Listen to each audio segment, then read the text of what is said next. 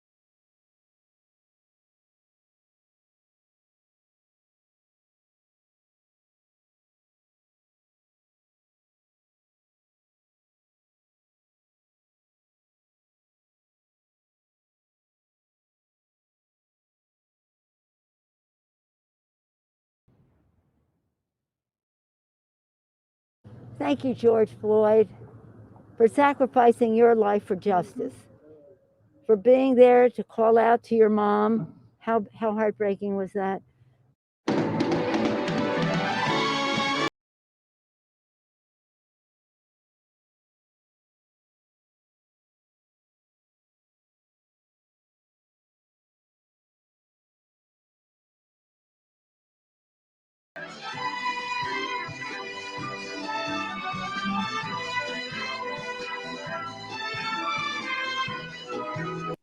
Welcome to another episode of the Nick and CJ Show. I'm one of your hosts. I'm CJ. What's up, Nick? What's poppin', my friends, my family? We are back. We are back. We are back. Welcome, my friends, my family. What a amazing intro! I said it before. I know, CJ, you have a lot to say on this later this show. I'm surprised how many people are willing to go down with this ship because our being. We've been one of the first people that was calling out the squad. We've been proven right about them. Now it's to the point where I see a lot of the people who they spend all their time defending AOC. A lot of them being quiet. Meanwhile, there's some who are doing what I'm shocked by. I thought that once it was fully exposed that they are agents of the Democratic Party and the military-industrial complex, which we will cover here very soon. I thought people would like abandon ship, but people were going down with the ship. So they took the signal. They're like, okay, if they are going to be integrated in the Democratic Party media apparatus and career apparatus, that's what we're gonna do as well. And they're just going down with the ship, finding a way to defend union busting. Right? It is amazing. It's amazing. And when we get to that segment, I just want to say it was a little eye opening to me, but I do want to kind of we're talking to stay on the professional managerial class, but I do want to inject Elon Musk. And this is their fight, Nick. That's their. Do you understand? Yes, this is their fight, and it's to me. I'm starting to think, was this just a distraction? Yeah, capitalist. Was this just yes? Is this just because in the professional manage see what they care about? Go to any of their the white left media, the profession. Go to any of their, and it's a bunch of Elon Musk videos. Why isn't it a bunch of defund the police videos? Why isn't it a bunch of Medicare for all videos? You get what I'm saying? This is something that is really their fight. So we have to ask ourselves, as working class people, Nick, how are we putting our eggs in a basket with people where this is their fight? Go ahead. Their number one struggle is fighting Elon Musk. They want their preferred capitalists to be in charge. You have liberals that work for the Washington Post, paid by Jeff Bezos. You got NBC reporters that they're struggling with their lifetime in fighting Elon Musk because they represent another billionaire. You have people that it paid and work at the Intercept that's funded by a billionaire, TYT funded by a billionaire, but they're like, well, we don't like this billionaire. It's the capitalist struggle, and this is what we point out for quite some time. I had this older tweet that aged like wine because I'm very happy that like Elon exposed the right wing as being Yeah. pro free speech, because that's what did we say? We said this a long time ago. I have a tweet from April that said, if you guys think Elon Musk is going to stand for free speech, you're out of your damn mind. But you have, I'm so glad that he was exposed, and now we know that That's so left funny. is the only free speech activist. Meanwhile, and we got to cover a story we got to get to it very soon. You have, But when you say left, you mean left, not liberals and not pseudo left. I would say the post-duopoly people, Yes. post-duopoly leftists, the people who advocated for Julian Assange, the people who advocated for BDS, like those are the only people who are principled free speech activists. Now you have people on the right who line with Elon Musk, who was apologizing for Elon Musk banning people, and they say stuff like this. They say, oh well, they was endangering Elon Musk. Let me explain something to you guys. What do you guys think absolutism means? Right? So a lot of these free speech absolutists, they say, well, the people on the left, they went too far. Now, what do the people on the left say, CJ? The people on the left, they say that we have to censor people because we must protect X marginalized community. We got to censor people to protect the trans community. So they will say, libs of TikTok, that account is endangering people, so we must censor them. So then Elon Musk and the right, they said, well, technically these liberal journalists, they was endangering Elon Musk. You guys see how they use the same argument? Right. Against each other. To reach the same conclusion? Thing I see too. So but go ahead, CJ. I love this phrase you came up with. And we're saying it here. Nick coined this phrase. I'm telling you, this is the phrase of how we need to describe the workers that are moving forward. This is where the post-duopoly left. Yeah, that's what we are. We're the PDL. Yeah, this is it. This is the phrase we've coined or that Nick has coined, but I think it absolutely describes who we are, what we're about. This is like defund the police. There's no way you can co-opt this. That's why I was telling a lot of dumb married communists who think they needed like a gimmick to win over workers. All you have to let people know that we are post-duopoly.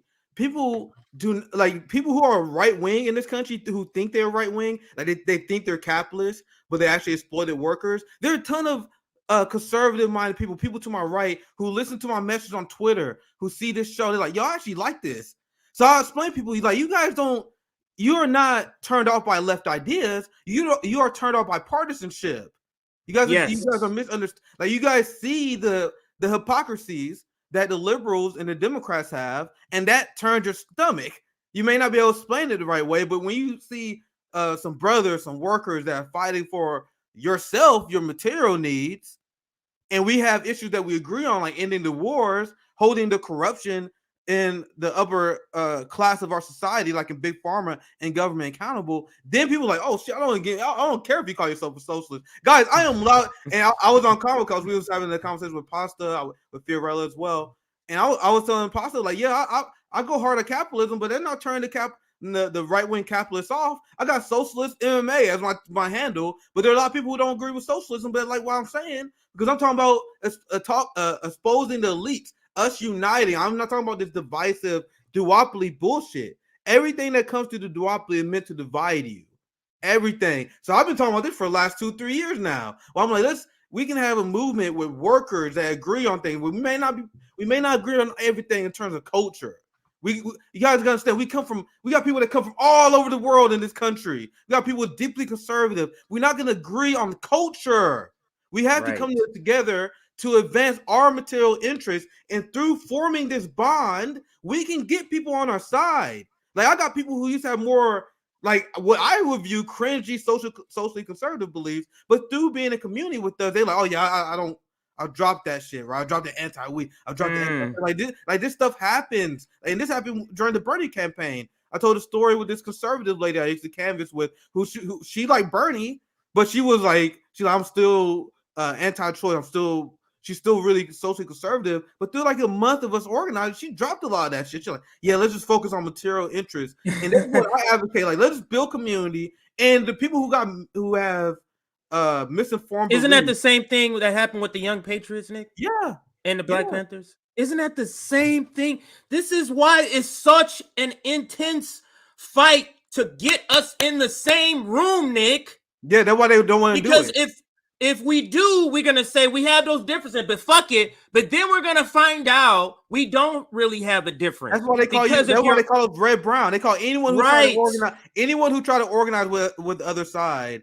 They immediately are attacked and demonized with the kind of venom you don't even see them go against. Like they would be friends with Chuck Schumer. They're friends with Joe Biden, but they will go with if you have a conversation with someone on the right. If you have a conversation with someone they deem inappropriate, they will go after you with more venom than they do with Joe Biden.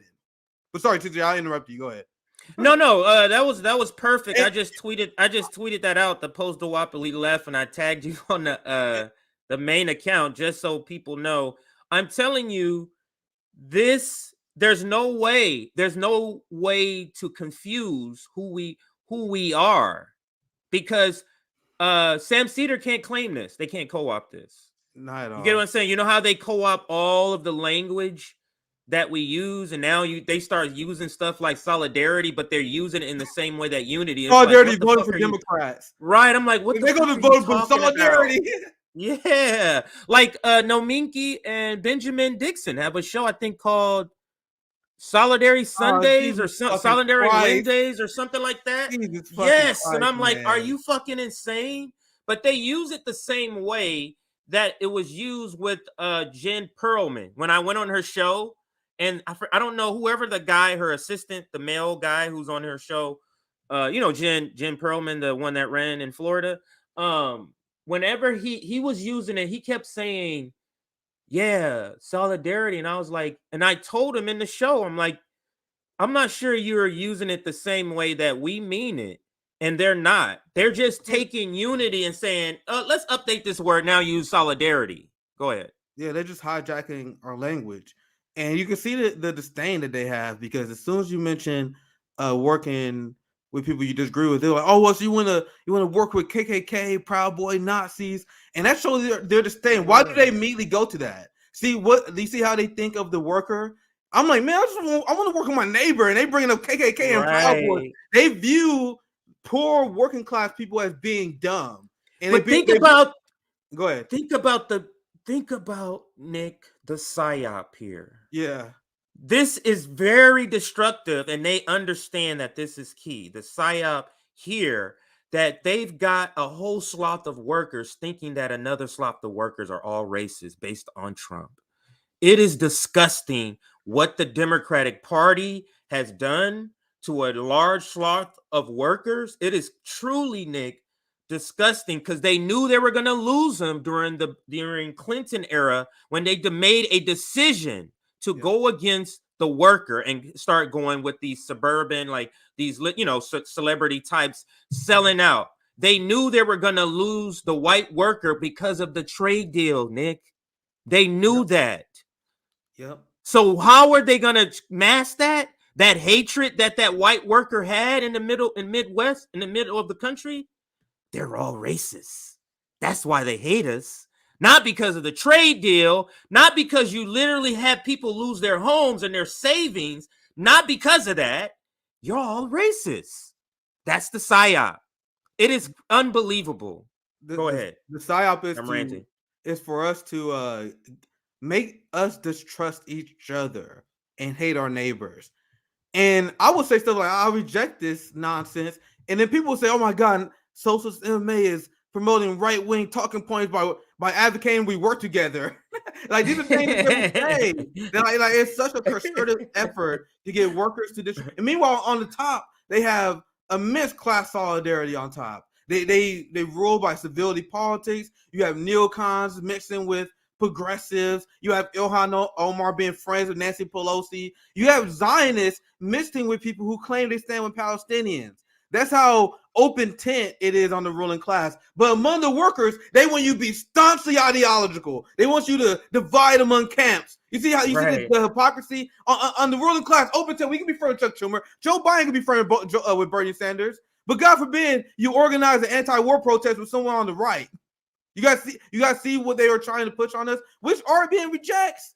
And you had progressives, and I think this is a good segue to the first quick story that we're gonna do. You have progressives that are more than willing to ally up with neoliberals and war criminals in the Democratic Party. I told you guys, I'm consistent. You guys want to hear my true scathing opinion? I think if you vote for Joe Biden, I think that's disgusting. I think that's cowardly. If you know who he is, I give a lot of grace to people who are not politic nerds. But if you know the crime, and that's the vast majority of voters are not politic nerds. They're literally people who are trying to survive capitalism, and they're just looking at headlines.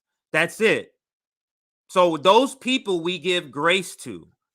Yeah, I feel like we have to give grace to those people. Go ahead. Yeah, let me know. But I feel like I can hold those two beliefs at once, where I have intense disdain for the Cenk Uygur Biden voter. Like, Cenk knows his record up and down, right? Sam Cedar and them know Biden record up and down, but then their job is to gaslight you that Jim Crow Joe is not as bad as you think he is, right? You had Emma Villain that said, because we released a funny segment on her recently, who said, if you're going to vote on climate alone, Biden is your option. I showed that tweet so many times on this show. We had so many jokes. And the deeply serious political analysis of Emma Vigeland, who said you're just voting for climate, is Joe Biden. The guy who funded the military-industrial complex more. The guy who literally a staunch capitalist who said he's for drilling more and is against fracking. So I want to show you guys this. This is what Sunrise Movement, they tweeted this 4 days ago. And I also laugh at myself a lot, guys. I'm not just being holier than thou, because I had a lot of bad... I remember your story. Yeah, I have bad opinions, and I learn. I think, like, when you make a mistake, you should learn from that. I made a few mistakes. I'm like, all right, let me read more theory. Let me look at what my answers done. Let me see what Frank Hampton did. And that's why I got better. I'm like, all right, I'm not gonna let these social democrats lead me anymore. And that's why I used to do. We used to be on the Bernie campaign. My first people I ever organized with was the Sunrise Movement, because they have Casey Sunrise in the area. And I saw this even organizing there. I was like, yo, these people are not as radical as like there's some people there are a lot of activists who really down for the fight, but there was leadership that was like, it seemed like it was obviously they just want to be part of the Democratic Party. And a lot of people who organized left, they called that out. We would call divisive for saying it. And you had Sunrise who endorsed Joe Biden. And it was this point, I was like, I'm done with you clowns. Like I told you guys the hard divorce I had, where I'm like, you guys not going to convince me that we're going to join the Democratic Party now. And I was called every single name under the sun from the same people who used to follow me, who used to subscribe to my Substack. They used to subscribe to my old Twitch channel. They used to love me when I'm part of the team. And I'm like, then I saw what the bullshit that you guys was pushing. I was like, nah, fuck this shit. Sunrise Movement, you're not going to convince me to vote for a fracker. You guys are telling me stuff that does not make sense. So now, in the dear Lord 2022, CJ, in December 2022, they are finally realizing their mistake. What I've been telling these people for quite some time. They finally realizing this. So let me go back. You guys see it. They already saw their tweet. I'm gonna read it, but here, this is from Anthony. Just go in order.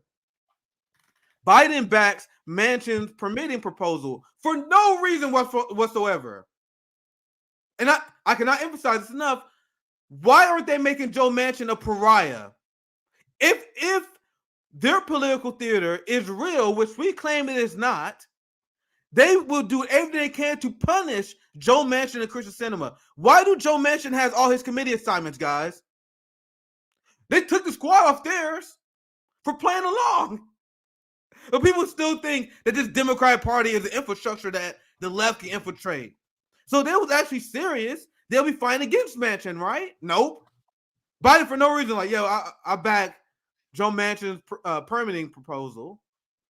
And this is the quote. I support Manchin's permitting reform proposal as a way to cut Americans' energy bill, promote U.S. energy security, and boost our ability to get energy projects built and connected to the grid. So this is the neoliberal watered down energy plan, which is a direct campaign. Well, he already lied on the campaign many times about climate. He had a Sunrise Movement. Like, you can tell, like, this tweet was made out of embarrassment and shame. Like, it has to be. Like, you guys had to feel some sort of bad for misleading an entire generation of people, right? And they say after our generation, do you think they're really making a change?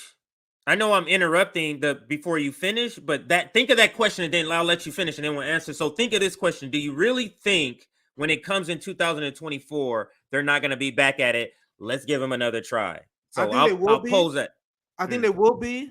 And if they are, that should be the sign for everyone they're not a legitimate organization.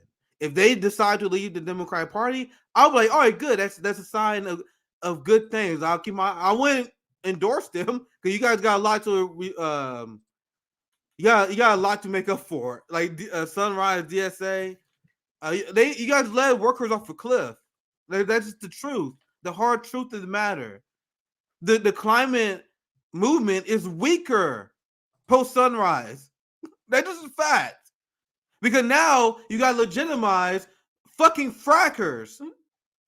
You guys we went backwards.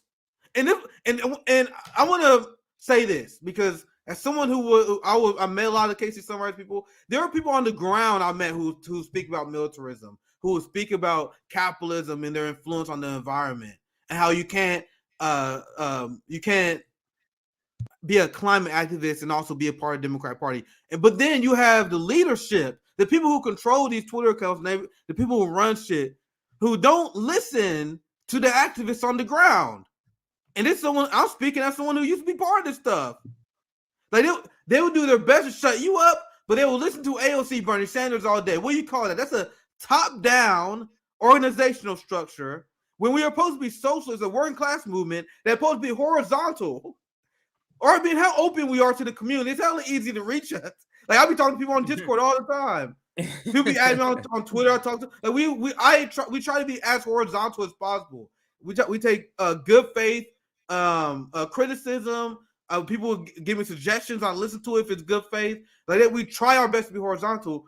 The Justice Democrat Sunrise and these people, they're unapologetically top-down hierarchical structure. They mimic a capitalist structure when they're trying to fight it. And these things is what I learned after CJ.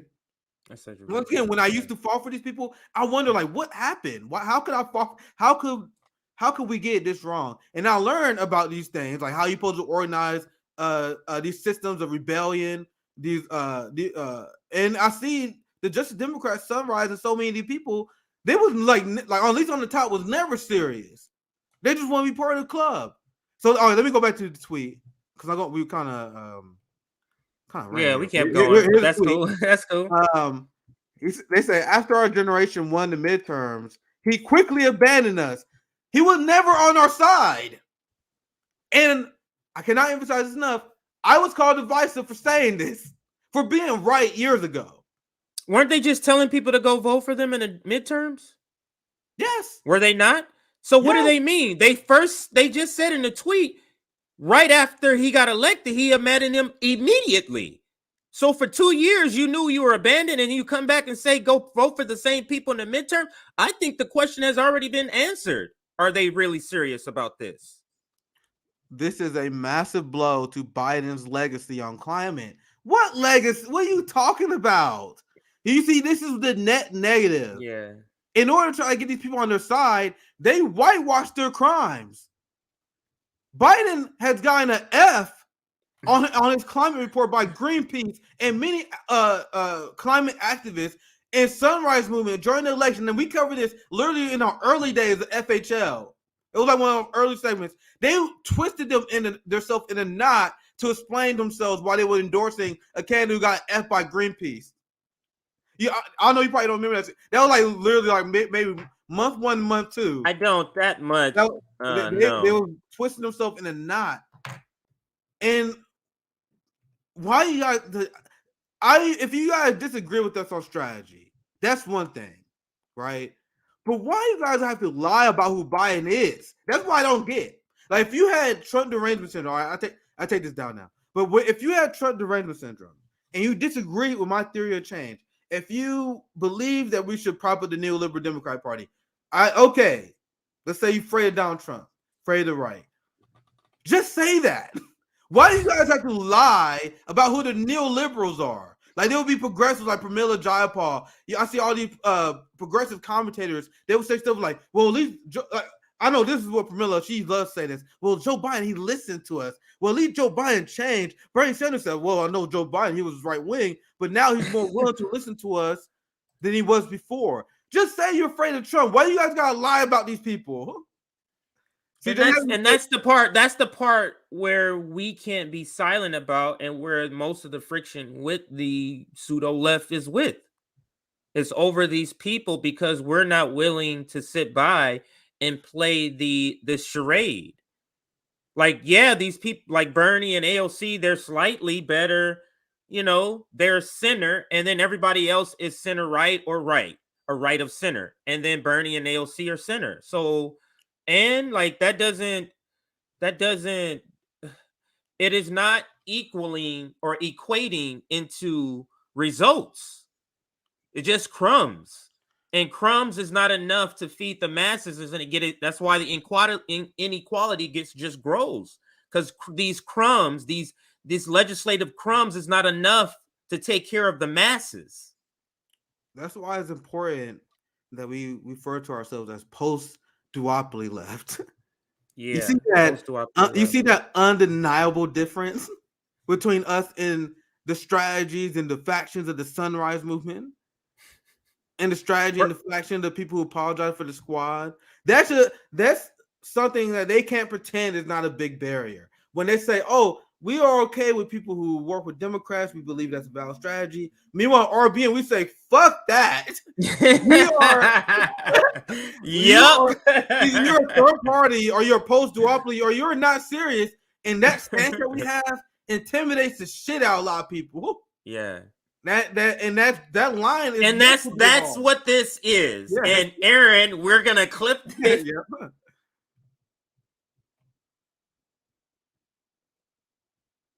I don't know if that's me or CJ.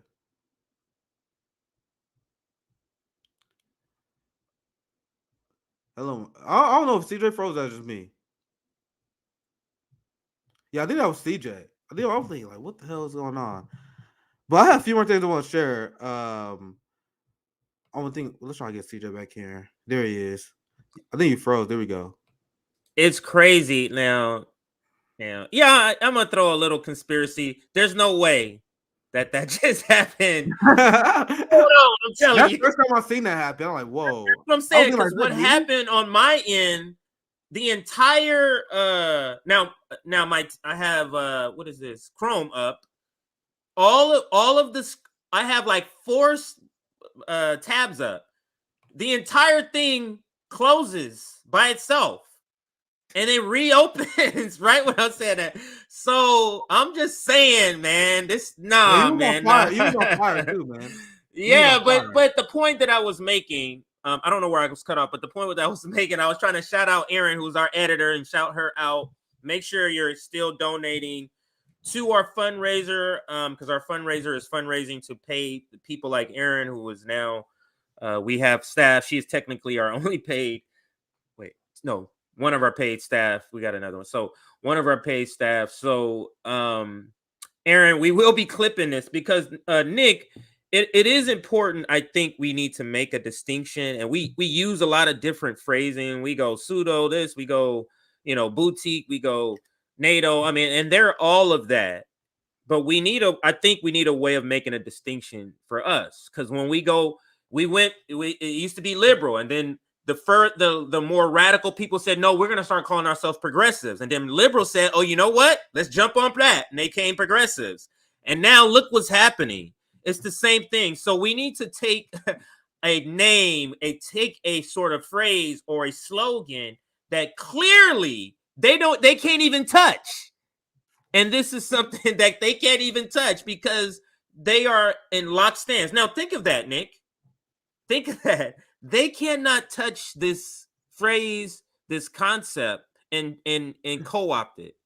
So we have to clip this. So Aaron, I'm just letting you know we're gonna clip this. So yeah, we can move on from here. Unless your last if words. You want to do announcements, you can do an announcement. We're 30 minutes in. We're 30 minutes in, but people are really liking this discussion. So let me throw up some of their comments. Yeah, I saw a funny one. I don't know if I'm gonna see it again, but let me throw up one Ryan Grimm reminds me of the Gimp from the movie Pulp Fiction. I don't remember the Gimp off the top of my head. And then I starred a couple. Let me read this one. Oh wait, no. Okay, pictures of Kyle need to be replaced by pictures of Ellen DeGenerate, and pictures of Jordan need to be replaced by pictures of Frank Grimes. I don't know who Frank Grimes is, but I get the Ellen DeGenerate because they do have sort of the same hairstyle. So I do get that joke on that one. So need to replace the Kyle image with the new image, improve Green Day Kyle. He's talking about his hair. The guy from Green Day, the band, has green hair. So happy Mondays, everybody. Happy Hanukkah, Christmas, Kwanzaa, and New Year. And the reason I started this one, the guy who created Kwanzaa, he was my professor in college. Really? When I went to college, yeah, he taught at his name is Dr. Karenga, Malana Karenga, and he taught at Cal State Long Beach, where I attended. And Black Studies. He was the chair at some point. I think at the time I went there, he was the chair, which means like he was the head of the Black Studies department. But he's a funny person. He talks funny. He's real personable. But he has a history, and I don't know if you know, he has a history of like being in the news as a Black Panther or associated with them and violence and all types of stuff. So he was a real one as a young lad. Just wanted to shout that out. The creator of Kwanzaa. And Nick said, like, share the stream, my friends. This video is the best. Send it to Jordan and Ryan. I tagged that one too. Monday noons with Nick and CJ on the West Coast. It is noon. It is noon when we start. Typically, George Floyd didn't sacrifice his life. He was just murdered. And that is actually a correction. And just so how the Black people didn't say nothing about that. They didn't go, hey, Al Sharpton didn't step in and say, hey, yeah, that's not, he didn't do that. And the Black liberals, they have no question. Let's psychoanalyze what that meant. Nancy Pelosi saying George Floyd sacrificed himself. Once again, she's not talking to us. The Democratic Party fundraised and they gained political capital using the death of George Floyd, and then they used his name to increase the police funding. So Nancy Pelosi was like, "Thank you, George Floyd, for dying for us politically." And now you guys wonder why we had disdain for the Democratic Party. The Republicans wish they can get away with disrespecting the Black community the way Nancy Pelosi does and the Democratic Party does. That's her thanking Floyd for the opportunity to use him at his death for politics, which the Democratic Party did.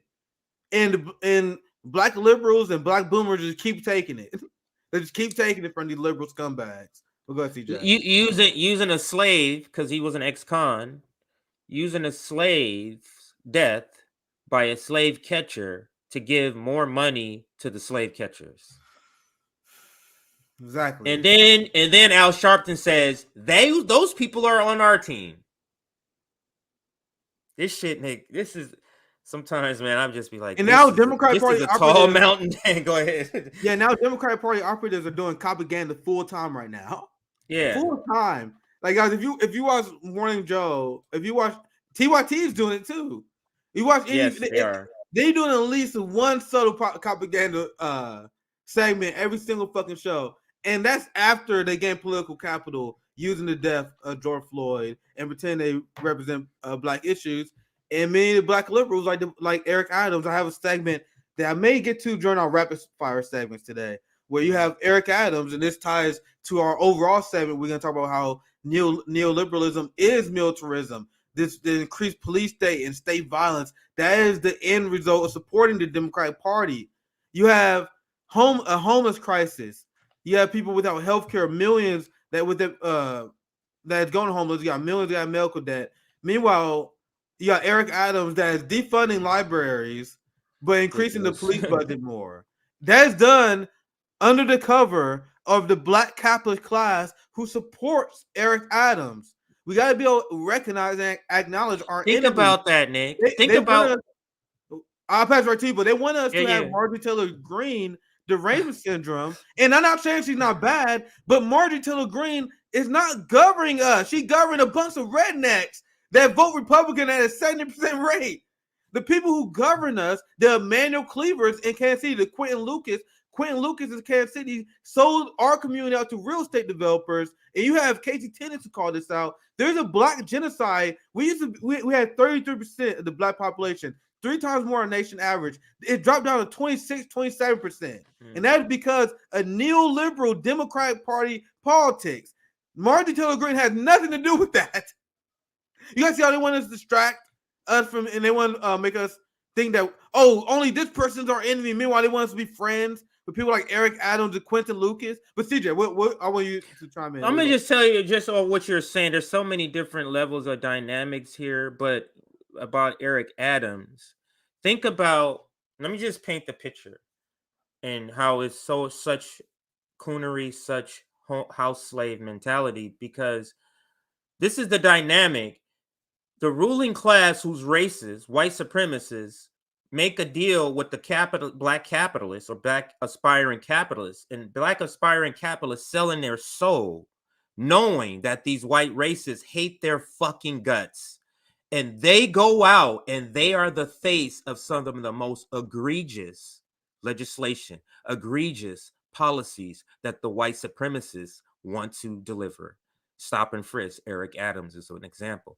They are, think about these this is why coonery and why we hate them so fucking much, is because think about what they're saying. They're saying, I'm willing to sell millions of black people out so that me singularly can live a life and shuck and jive with people who I know hate my fucking guts, and I'm a motherfucking like a pet to them.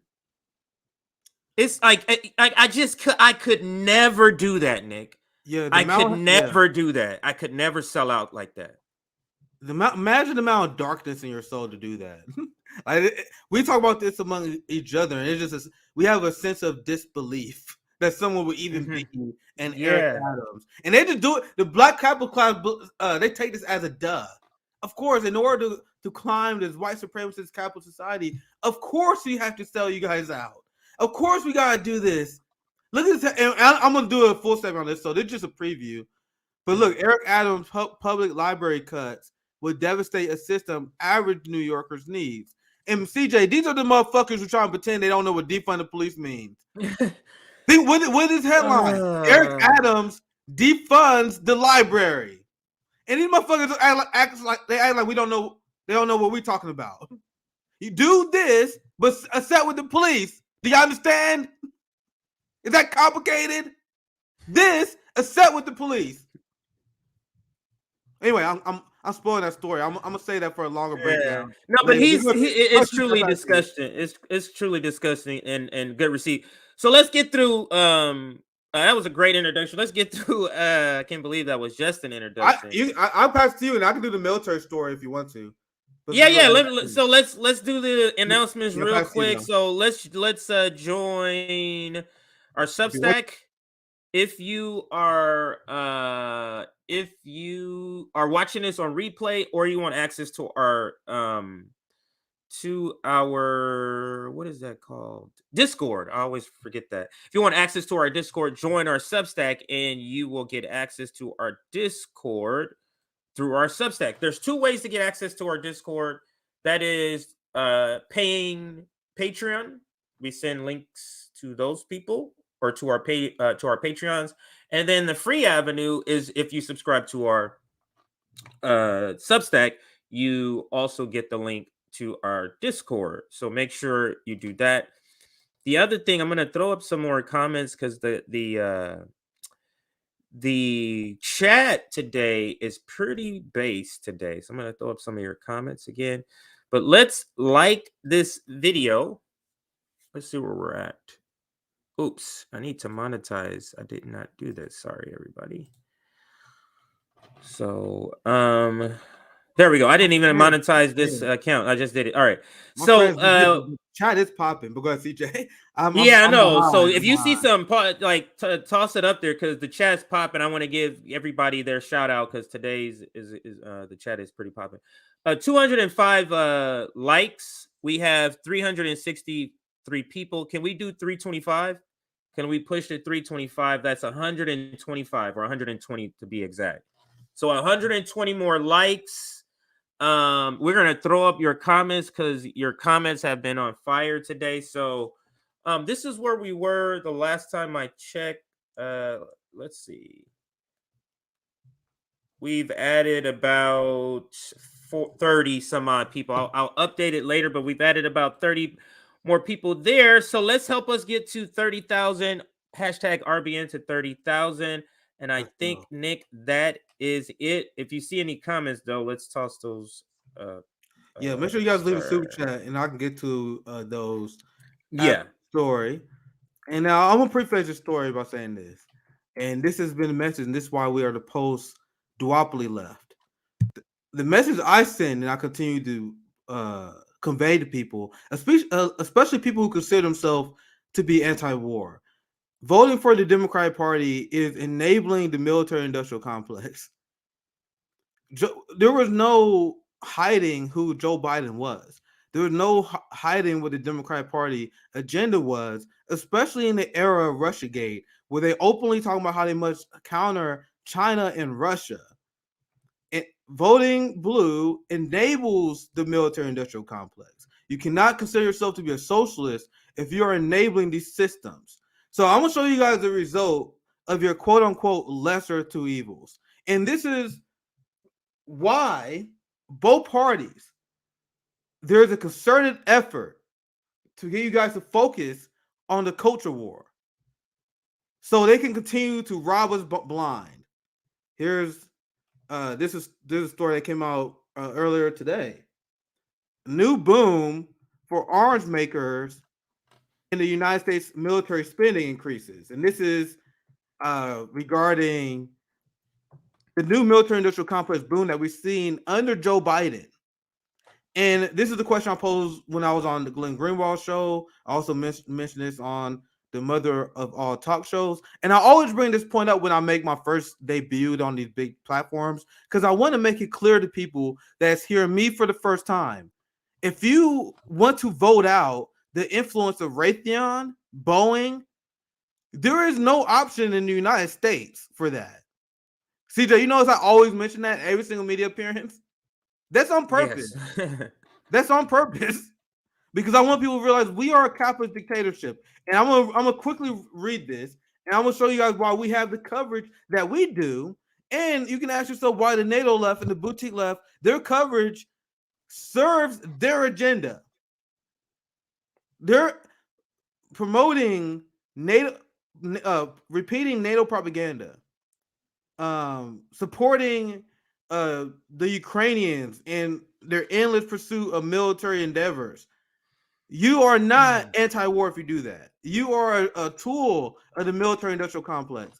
Bernie Sanders, AOC, in the squad, who voted for weapons to Taiwan, who voted for every single Ukraine aid package, their vote is directly correlated to the increase of the military-industrial complex. And that is what we got to tell these squad sycophants to snap them out of the idea that they are anti-establishment. So let's read the beginning of this, and you guys see how ridiculous this is. And because I have another part of this story I'm going to bring up, the hypocrisy on the global stage regarding this issue. The United States is the biggest export-import of terror, the biggest threat to peace in the world, period.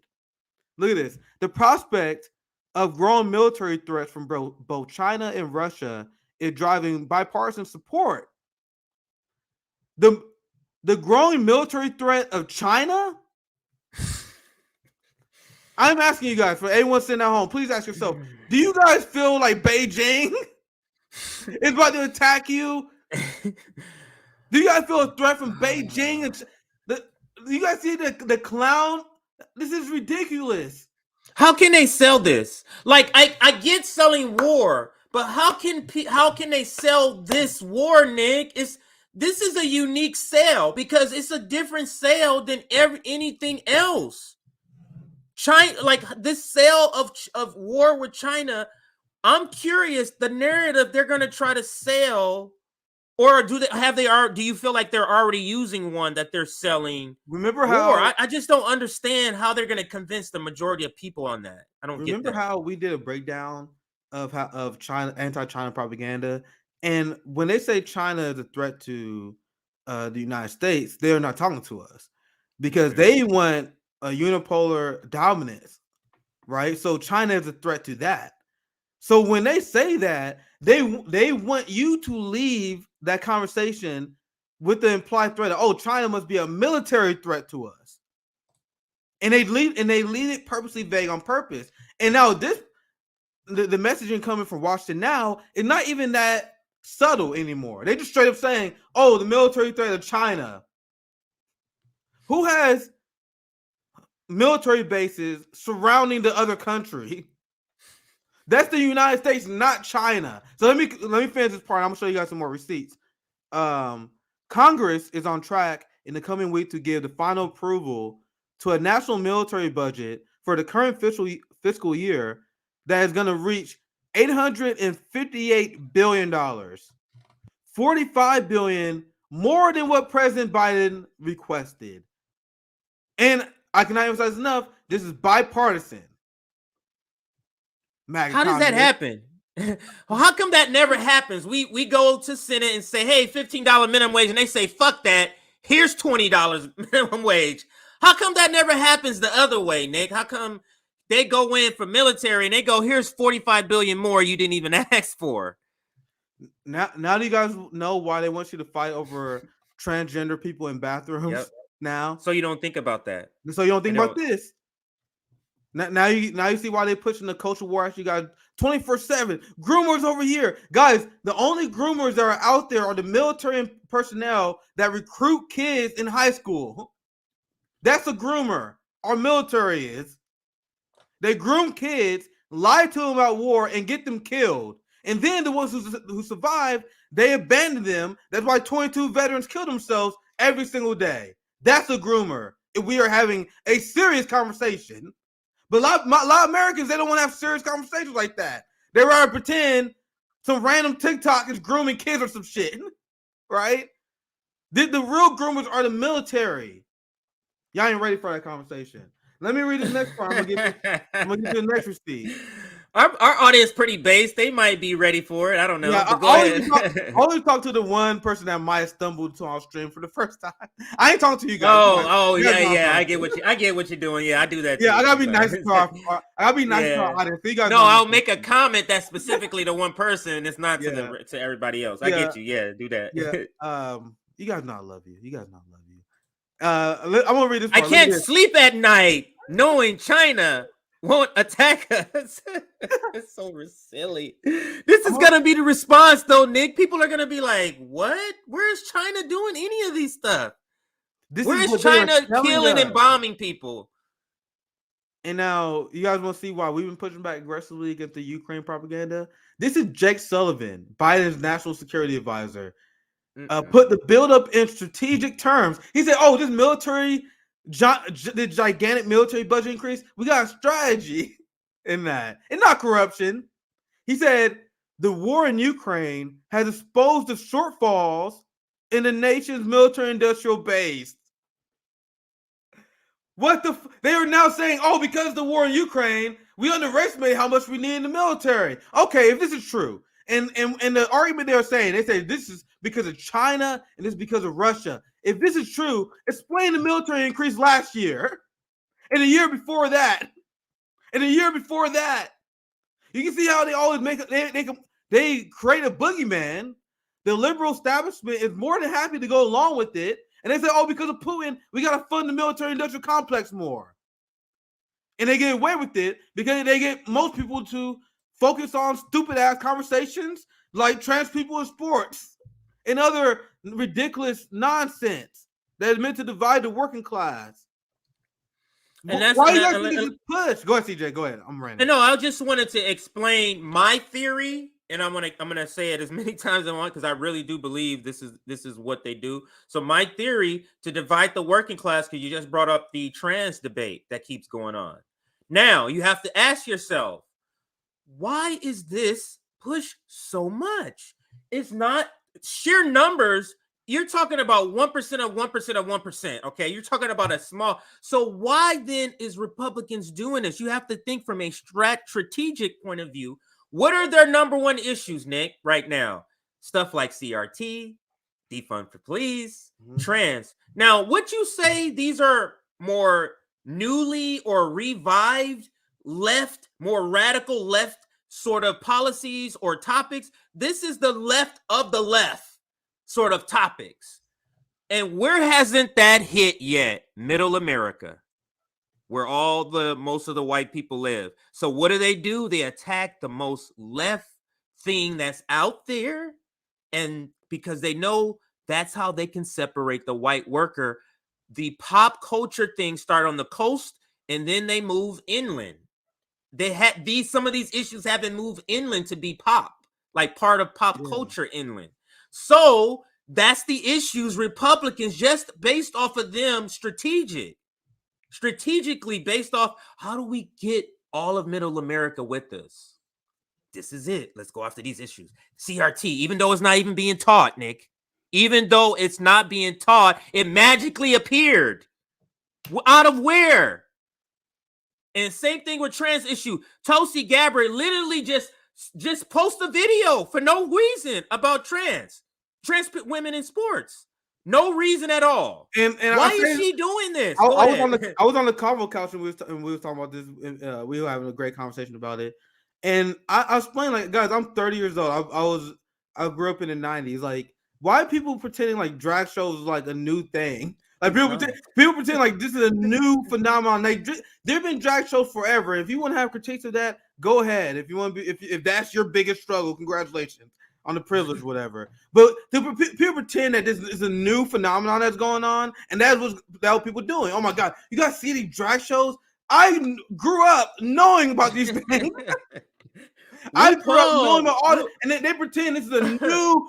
We got a new culture war that we got to invent. No, they were desperate to distract you from them robbing you. We just had a pandemic, a national recession, where the billionaire class left richer.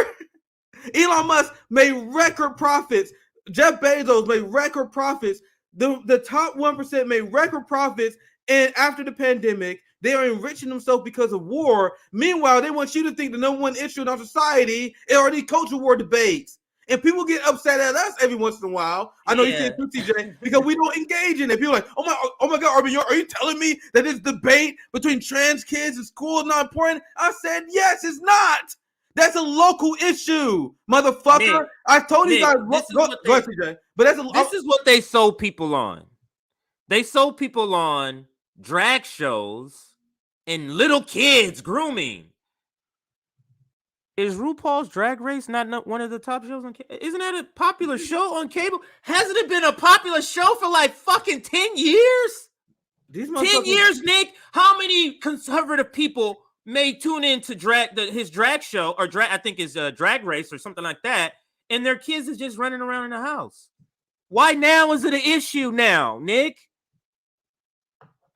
How is that any different? You're watching RuPaul's Drag Race on TV and your kids are walking around in your house. And the audacity of these people in the South to bring up this groomer accusation after your culture embrace child beauty pageants. Yeah, come on. That's some shit I discovered a few years ago. Like, how is this real? The creepiest shit I ever seen in my life. And they have the nerve. They have the nerve. Shit. Yeah. If you guys ever curious, if you want to vomit, look up child beauty pageants and tell you that's not the cringiest shit of all time. That's the culture that the South embraced on the right. And they like, oh my God, the LGBT community grooming people. Nigga, are y'all serious? Y'all not ready for that conversation. Do y'all really want to do culture critiques? I'm not ready for that. But anyway, I want to get back to the story. Yes. This is what I mentioned. I want to show you this receipt. This is a great tweet by Danny. And we're gonna do a collab here soon. We could try to figure that out. But this is the people they want us to be afraid of. China, the aggressive China. Look at the United States military bases next to China, around China. That's why I have the exact opposite talking point that blows the mind of people who their mind is still colonized. China, Iran, Russia, Venezuela, despite the mainstream narrative, the DPRK especially shown amazing restraint the last few decades. Yes, I said it. That go complete counter to everything you've been taught, but that is the truth. Every enemy of the United States has shown amazing restraint and resilience towards global peace. Iran, China, and Russia. And anytime, if these motherfuckers had the temperament of Anthony Blinken and John Bolton, can you imagine China with the temperament of John Bolton? This society will have been in global nuclear war.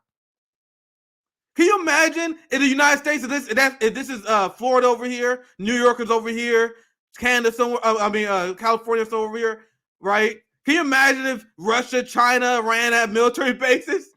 You guys heard the Cuban Missile Crisis? The Cuban Missile Crisis started because the Soviet Union decided to put missiles, allegedly, next to Cuba. They literally started nuclear war. They literally almost started a nuclear war. Meanwhile, we do this every single day to everyone else. But you guys see, whenever our allies become militarized, it's because it's China's fault. But you guys hear the stories all the time. They say, "Oh my God, China is a threat. They are being hostile. They are provoking us with their military. They're doing military drills in their own military area. They're doing military drills in the sea of Taiwan that is a part of China." So, oh my God, the DPRK has a military. Do you guys know that? You guys know the DPRK was flying their warplanes the other day? How dare they? Iran, they did military drills. Are they provoking the West? That's the shit you hear all the time. Meanwhile, let me show you guys something. This is Japan and our allies. Germany is now a militarized state again. You remember after the whole Nazi thing, they said they wasn't going to do that anymore? You remember the whole Imperial Japan? Remember that? And Japan was like, you know what? I know we went a little crazy there. The rape of Nanjing, torturing, colonizing, and brutally committing genocide in Southeast Asia during the age of Imperial Japan. We fucked up. We're going to go through a pacifist age. And now, because of modern neoliberalism and NATO, all the Western allies have become more militaristic. Meanwhile, you guys are talking about the culture war. We were seeing the neoliberal agenda globally arming up to fight against BRICS. Look at this headline and look at the propaganda that's still going on. I got a few headlines to show you guys regarding this. Japan approves biggest military buildup since Second World War. Imperial Japan is back, baby. Amid China fears. The U.S. welcomes doubling of military spending, but critics express unease over abandoning 7 decades of pacifism. So Japan is abandoning 7 decades of pacifism, and the West is saying, "Oh well, it's because they're afraid of China. It's because they're afraid of the DPRK." And this is not, the Japanese people are not happy about this, guys. I went to look this up. A poll shows 65% disapprove of a tax hike that will cover Japan's increased defense budget, and this budget is significant. I gotta pull this screenshot because I was locked out in New York Times. So I'll grab a screenshot of this. Japan doubled the military budget. Japan moved to double military spending with wary eye on China. CJ, you notice every single headline I found this, they found a way to mention China. And the New York Times they went to the next level. They mentioned North Korea as well. Look. The Japanese cabinet approved the first update to the country's official security strategy in 9 years, elevating Beijing over North Korea as top threat. So, let's get this straight, and this is what I mentioned, right? Whenever the DPRK, North Korea, whenever China, whenever they increase the military, whenever they do military drills, they say, "Oh my God, this is an escalation. This is a show of an aggression." Look at China. Oh my God, China increasing their military capacities. They are really posturing against the West. Meanwhile, when Japan does the same thing, they say, "Oh well, Japan is doubling their military budget because of China and North Korea." It's always China's fault. Somebody else. It's always someone else. This is neoliberalism. This is going on as Israel becoming more militant. They're bombing Syria. They're ethnically cleansing Palestinians. Saudi Arabia is ethnically performing a genocide in Yemen. You have the Biden administration bombing Somalia. You have the neoliberal regime in the West is becoming more militarized because that is their plan to fight against the global working class moving forward. Now you guys see why I talk about this a lot? You guys see why this is a very important issue? And not only the United States, the entire Western society is becoming more militarized. Neoliberalism is militarism. And if you consider yourself an ally to the Democrat Party, and this has been amplified by the votes of the squads and Bernie Sanders. They voted for the weapons of Taiwan. They want to escalate against China. They voted for Ukraine aid packages. Now I'm gonna quickly go over here because this is showing you see increased police budgets. You had the UK Prime Minister who talk about cracking down on protests. This is the headline I put up earlier. Public libraries being defunded by Democrats in order to fund the police state more. This is the path that we are on through neoliberalism that is literally supported by both parties. I want you guys to be clear. As I said, these military budget increases are bipartisan. And all our allies is increasing the military, and they are going to fight this shift into a multipolar world to the end. Anyway, CJ, I'll wrap the segment there. How do you think, like, how can you fight it? Do you have a theory, or have you read? How do they? The West is even fight? delusional. The West is delusional because since they see that China is going to take over, BRICS is taking over, the rest of the world is now rebuking the West on many different topics because they know that they're not the number one head honcho in charge anymore. They can rely on trade with China. They have this delusional strategy where they can, where they're trying to convince Europe, they're trying to convince Africa countries to decouple from China. Well, I know BRICS is growing this giant empire, but can you guys not do business with them and do business with us instead? Can you guys arbitrarily take our positions on geopolitical issues, over even though it doesn't affect our national security or our country's interests? And I want to show you guys this clip from Zoe Lee because it actually relates to your question, and it was part of the segment, so that was a great transition. I want to show you this because this is you start to see more and more people say this. The strategy of the West is straight up delusional. I'll let the video speak for itself because the neoliberals and the global strategy that comes from the Biden administration and Anthony Blinken, that is also supported by the right, by the way. And this is the people like Tucker Carlson, the anti-war right. Even they don't hide the fact that they believe we should be more hostile than China. So let me play the video. And this guy kind of answers your question, CJ. That's why I'm glad you asked it, because it's actually really relevant.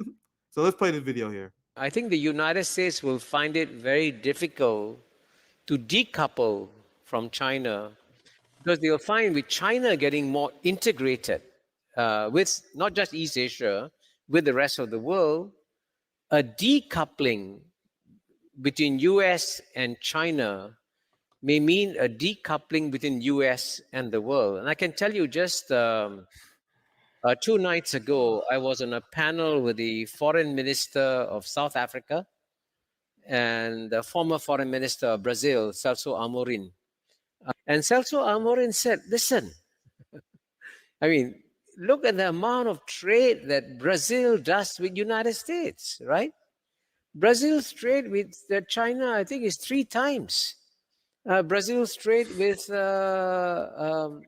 United States. And 20 years ago, it took Brazil 1 year to export $1 billion to China. Now it takes Brazil 72 hours to export $1 billion to China. So he also Amorin said that if you look at Argentina and the other states, China is a much bigger trader for them. So therefore, the integration between China and the rest of the world, I actually predict, will gain pace. China's trade with the rest of the world is going to bounce back significantly. And as the United States tries to decouple with China, it suddenly finds, hey, this is a problem. China is so integrated with the rest of the world. How do I decouple? Avoid these capitalists, man, about to run us into a damn motherfucking wall, man. Damn these motherfuckers, man. It is just disgusting. And it's like it's a plane and they're the pilots, but they have ejection seats and parachutes, Nick. And they're saying, fuck everybody else in this plane. We running this shit into the wall for this shit. They know they're gonna be good. This is it. And now you see with that video, now you see why they are trying to pretend China is a military threat. Now you see why they're desperate to do anything they can to go to war with China, and why China is having the right strategy of continuing to be pacifist despite the United States violating one China agreement. They crossed China's red line multiple times, and China said it was going to respond. The United States called their bluff because they're trying to realize like this shit's not worth it. Like if we respond to them in any way, that will give the United States justification to do the only thing they can do to possibly stop our rise is to violently take us out.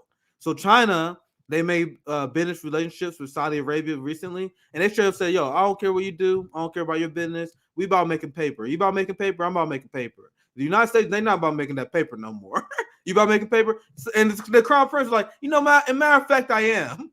So China's like, we're going to let you guys send arms to Taiwan. We're going to allow you to prop up separatists in Taiwan. And their plan backfired because in the recent election, Taiwanese separatists was rejected. So China, nigga, they like, bro, y'all niggas they taking L. What's panicking? This is panic shit. This is panic. They're taking abortion rights. They're putting marriage equality back on the table. Why do you think they're re-sparking these old debates that was already solved? Because they're desperate. Hey guys, you gotta pay attention to this shit. We gotta go to war with China. It's so transparent to me. Last thought, CJ, and I pass it to you. I know you got stories. Yeah, I want to read a couple of things. I don't think because I didn't see you post this, but I think you would appreciate this headline and art and the couple of paragraphs I'm going to read here. Goes with this segment. The imperialist powers prepare for World War III. U.S., Japan, Germany plan for record military spending. Yep. This is from over at what we use. We're starting to use this a lot more. World Socialist website. This is by Andre Damien. It was just written 2 days ago. Over the past week, the United States, Germany, and Japan, three of the principal combatants in the last World War.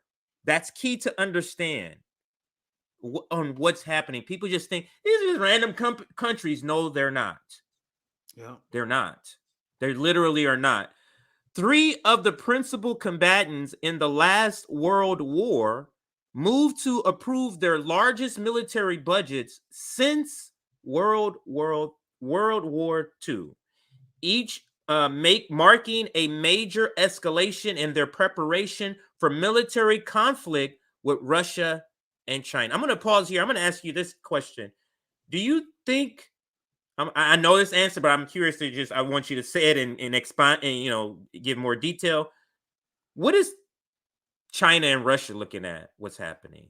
So can we all just acknowledge that it's kind of disgusting, and Japan should forever keep China's name out of his fucking mouth. Like how dare for now on, after the rape of Nanjing, after what you guys did in World War II, after the cries of Imperial Japan, I think you guys should shut the fuck up about China forever. How about that? How about we come to that agreement, guys? So, Japan, let me ask you guys this question. And this does not this anger is not directed at the Japanese people, because I show you guys, a lot of young Japanese people are in a position that we are, where they hate their neoliberal government. They're overworked, but they are literally being oppressed by their aging boomer population that support this neoliberalism. They are now U.S. puppets. Nigga, who dropped the bomb on you guys? Was it China or United States? Yeah, that is terrible. Now that is coonery at a yeah. national level. Go ahead. Yeah, remember when Shinzo Abe died? Young Japanese people had no love for him. He was imperial Japanese apologist. They are the people who've been in charge in Japan over the last few decades.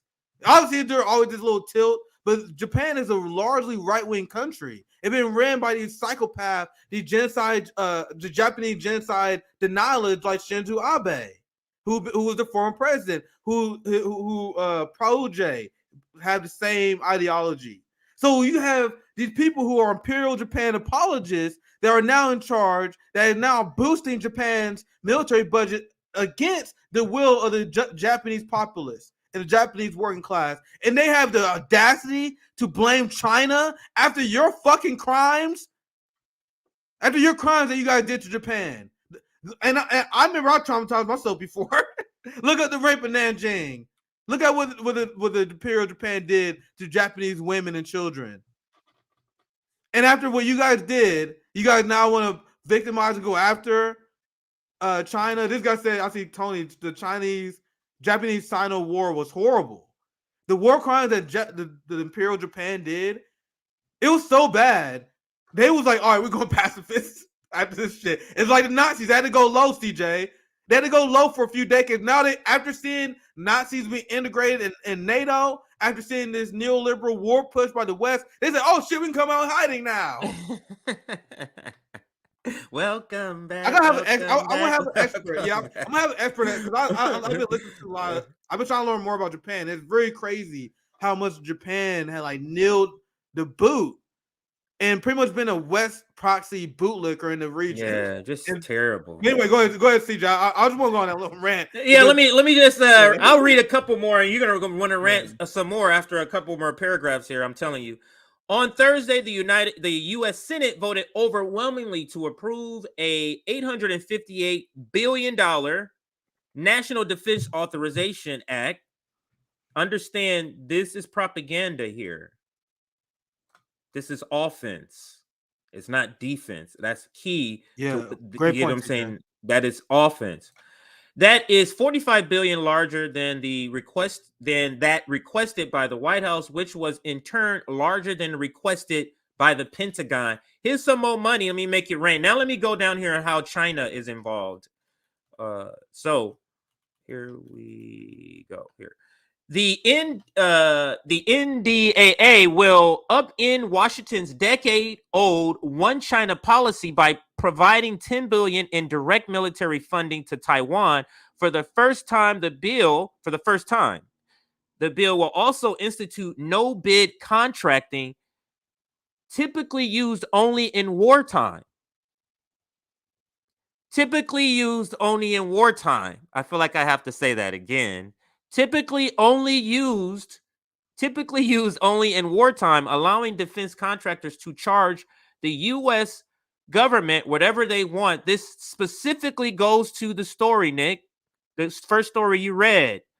Weapon manufacturers getting money rained on them. They're right there. And let me continue. The bill transforms Taiwan into a frontline proxy for conflict with China in a manner similar to the way Ukraine is serving as a U.S. proxy for war with Russia. I'm sorry, CJ, but I'm so glad they said that. And what we saw and what anti-war activists will tell you, despite what the U.S. narrative is, the Taiwanese people are not stupid. They see that shit. That's why they rejected the separatist movement in the recent election. They don't want to be used as a pawn by the West. But go ahead, CJ. No, that's a great point. But where I wanted to zoom in also is it's because people who don't know this, they may be thinking, well, why did China and Russia, why are they deciding to do this? Do you think it has anything to do with a proxy war that Russia is currently fighting, where it's through Ukraine, where Russia has been attacked through where, Nick? Ukraine. Now let's move to China and Taiwan. When China has been attacked, where is it through, Nick? Taiwan. Yep. Do we not see the similarities? Do we not see why these two countries, this is why they're saying in that statement, we are more. The future for them is more than that, because they're tied together, because this imperialist power is trying to take them out. Yep. And that's why China's strategy on Taiwan has been amazing, and why they showed such great restraint, because China's strategy regarding U.S. aggression against Taiwan has been, let's continue to have the economic relations with with the Taiwanese people, so they realize that it's in their best interest to continue to play ball with us. Mm-hmm. So you have the West that are trying to convince Taiwanese people to sell out to U.S. corporations and abandon business with Beijing. And meanwhile, you got people in Taiwan like, not going to do that. Actually, Beijing, and you look at the reports post-election, this is what a lot of people were saying. We do great business with Beijing. We're not trying to leave China. Fuck they talking about. Fuck y'all talking about. We got no problem with them. And meanwhile, the extremists that is backed by the U.S., and it's been shown many times, there have been psyops operations to boost Taiwanese separatists by the United States, have been trying to boost these privileged Taiwanese people who know they'll sell out to U.S. companies, sell out to Taiwanese people. If Taiwan was to listen to the West, they'll be significantly worse off. And I'm so glad they realized that. Of course they do. They're smart. And that's why they continue to reject them. And this has not been working the way the United States wanted it to work. But CJ, I don't know if you have anything else on that story. I know you have. I'll let you. No, that's all on this story. We have a few super chats. At least. Yeah, go ahead. We can do some super chats. Well, at least 3 I think I saw. Thanks for the $20, Brian. Arbian just thought of this Chuck D line while listening to your stream. Preach to tell all, because some they never had this. Don't believe the hype. True then and now. Thank you for $20, Brian. Thank you for $5, Frank. How dare China put a country right in the middle of our military bases? Yeah, that's a classic. The West is losing and becoming more unhinged. Yeah, guys, they're so much propaganda. We are so propagandized. Americans are so dumb. They fall for culture wars, so they're not talking about this. But guys, people in other countries see this shit. Like Lula, Brazil, the global South, they're looking at this like, okay, I'm going with BRICS. I'm going with BRICS. You guys are crazy. We just want to make money. Y'all still want to go to war like it's like the great era of 1600s and lords. Like, you guys still stuck in that era where we trying to make money. I started this one. I just want to read this. I saw you writing this one out. Japan was founded after Chinese emperors sent emissaries around Asia in pursuit of eternal life. After they landed in Japan, they decided to stay and eventually form their own country. Everything Japan can claim in terms of language, culture, and so on is entirely built upon Chinese civilization. Japanese characters, for instance, simplify Mandarin. That is all. Thank you for that comment as well. This guy said, has Japan apologized to Korea for comfort women yet? Yeah, the crimes of Imperial Japan. The leadership in Japan is very conservative. Japan has the same problem America does with its government that we do. It's been captured by billionaires, been captured by capitalists. That's the biggest problem. Japan took over Taiwan. And guys, for the people who push the Taiwan is not part of China bullshit, like these are people like Voss. Like Voss is one of them leftists that always puts CI talking points. He always puts the bullshit on Taiwan as well. The only reason I know this because I remember he had a debate. I think it was the Luna Oil thing, but he was pissed because a lot of leftists was getting the issue of Taiwan right. When you guys apologize and repeat U.S. talking points on Taiwan, you are apologizing for Japanese imperialism. You guys know that? That's how China lost Taiwan originally. So if you want to say, oh, well, Taiwan is not part of China. Okay, thank you for backing up and apologizing for Japanese imperialism, you fucks. Anyway, Japan took over Taiwan. which is not a country, and held on to it for a long time. Absolutely right. Absolutely correct. This is the other one. I was trying to find the other super chat. They for $10. Then after this, I'll back to UCJ. I know you have some stories. That's all I have for today. I think for $10, Frank, the United States was supporting the Nazis. Orange Fanta was created by Coca-Cola and was known as the drink of the Nazis. Henry Ford was Hitler's best friend. Hugo Boss made their uniform. Love our community. Our community is based. Always dropping some gems. If you guys are not on Discord, you guys should join Discord.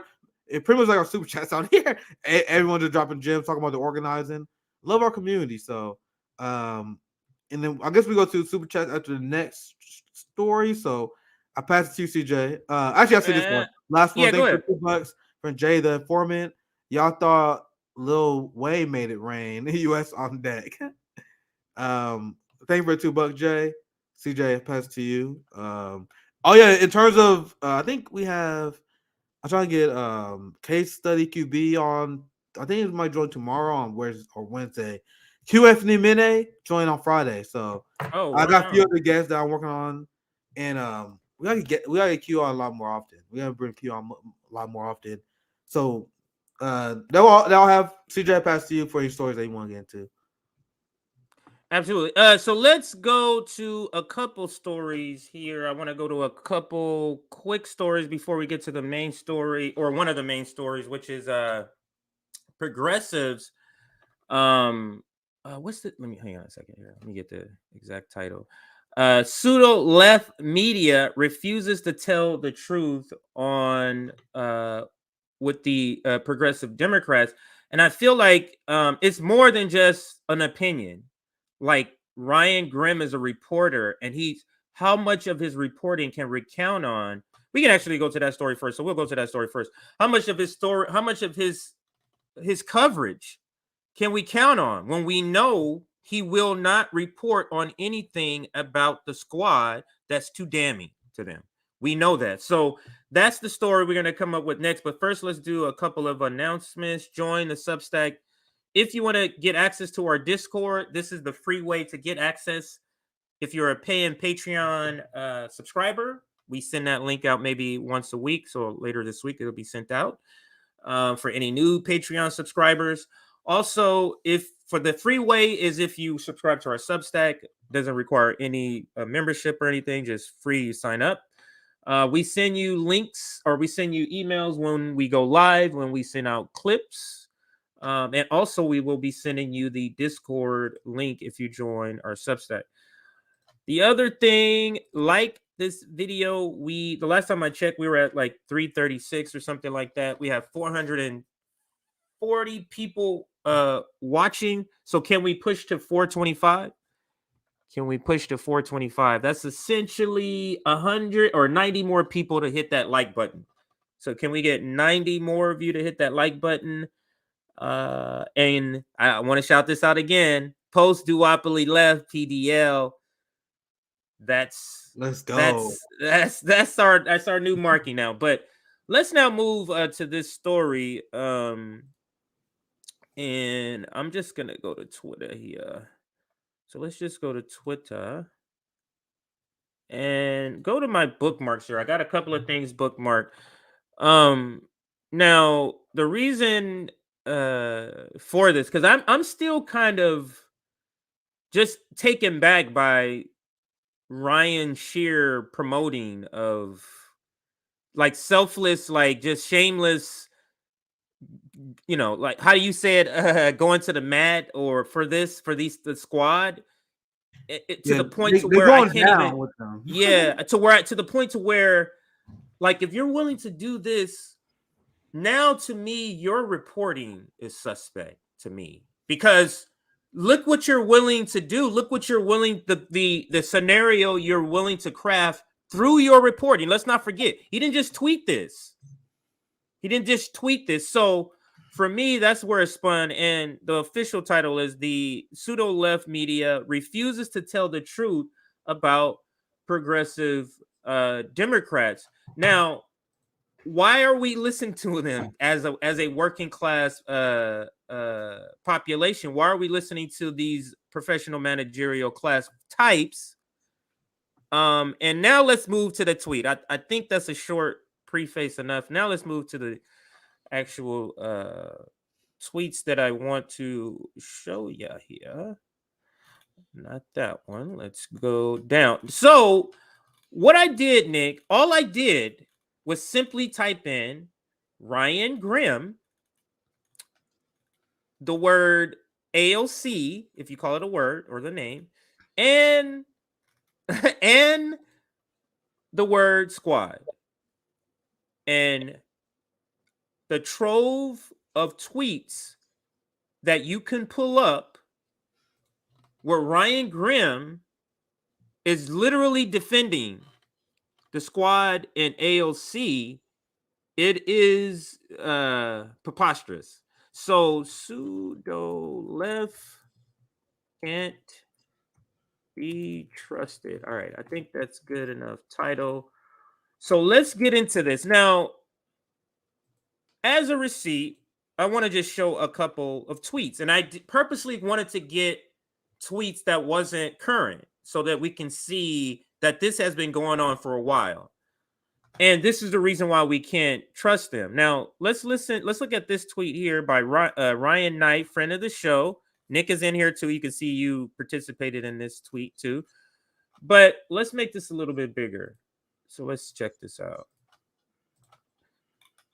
So this is Ryan, and he says, May 1st, 2021. So now both Dave Waggle from the Washington Post and Ryan Grimm from The Intercept have come after me for criticizing AOC and the squad for not taking a bold enough approach against Joe Biden and the establishment. Why are these reporters so worried about criticism of the Democrats? And I'm going to show you Ryan's tweets in response. But think about that, Nick. Ryan didn't know we were going to do this stream, and to this stream, you know, a year later, a year and more later. Think about how I'm able to pull up bunches of tweets where this guy Ryan and others, I'm sure I can find others. I was looking at, for example, Crystal Ball. I was looking at Kyle Kalinske, and they have tweets also where they're defending these people. And the question is that their role? Aren't they presenting their role as I'm telling you the truth, calling balls and strikes down the middle? Isn't that the veneer that they have given everybody? But then we have all of these receipts, and now I'll scroll down, of them defending. And let me see. This is what you say. Ryan McGowan was right. The Democratic Party is a cult, and that includes AOC and her media simps. Does that bring back memories? Is that why you said it? Yeah, I don't know why I tweeted like that, but that sounds about right. I've been young for quite some time. And this is why AOC can do shit like vote for war. She can union bust, and then she don't even feel the need to address criticism or to answer questions or explain her logic, because she knows she has media simps in her cult will apologize for her no matter what. She knows that she has people that will do media tours for her, like Ryan Grimm, just one example, that will apologize for her actions. So she can just sell out, do her magazine photo shoots, her interviews on The View without any tough questions or any explanation of on how she actually working for the people. But go ahead, CJ.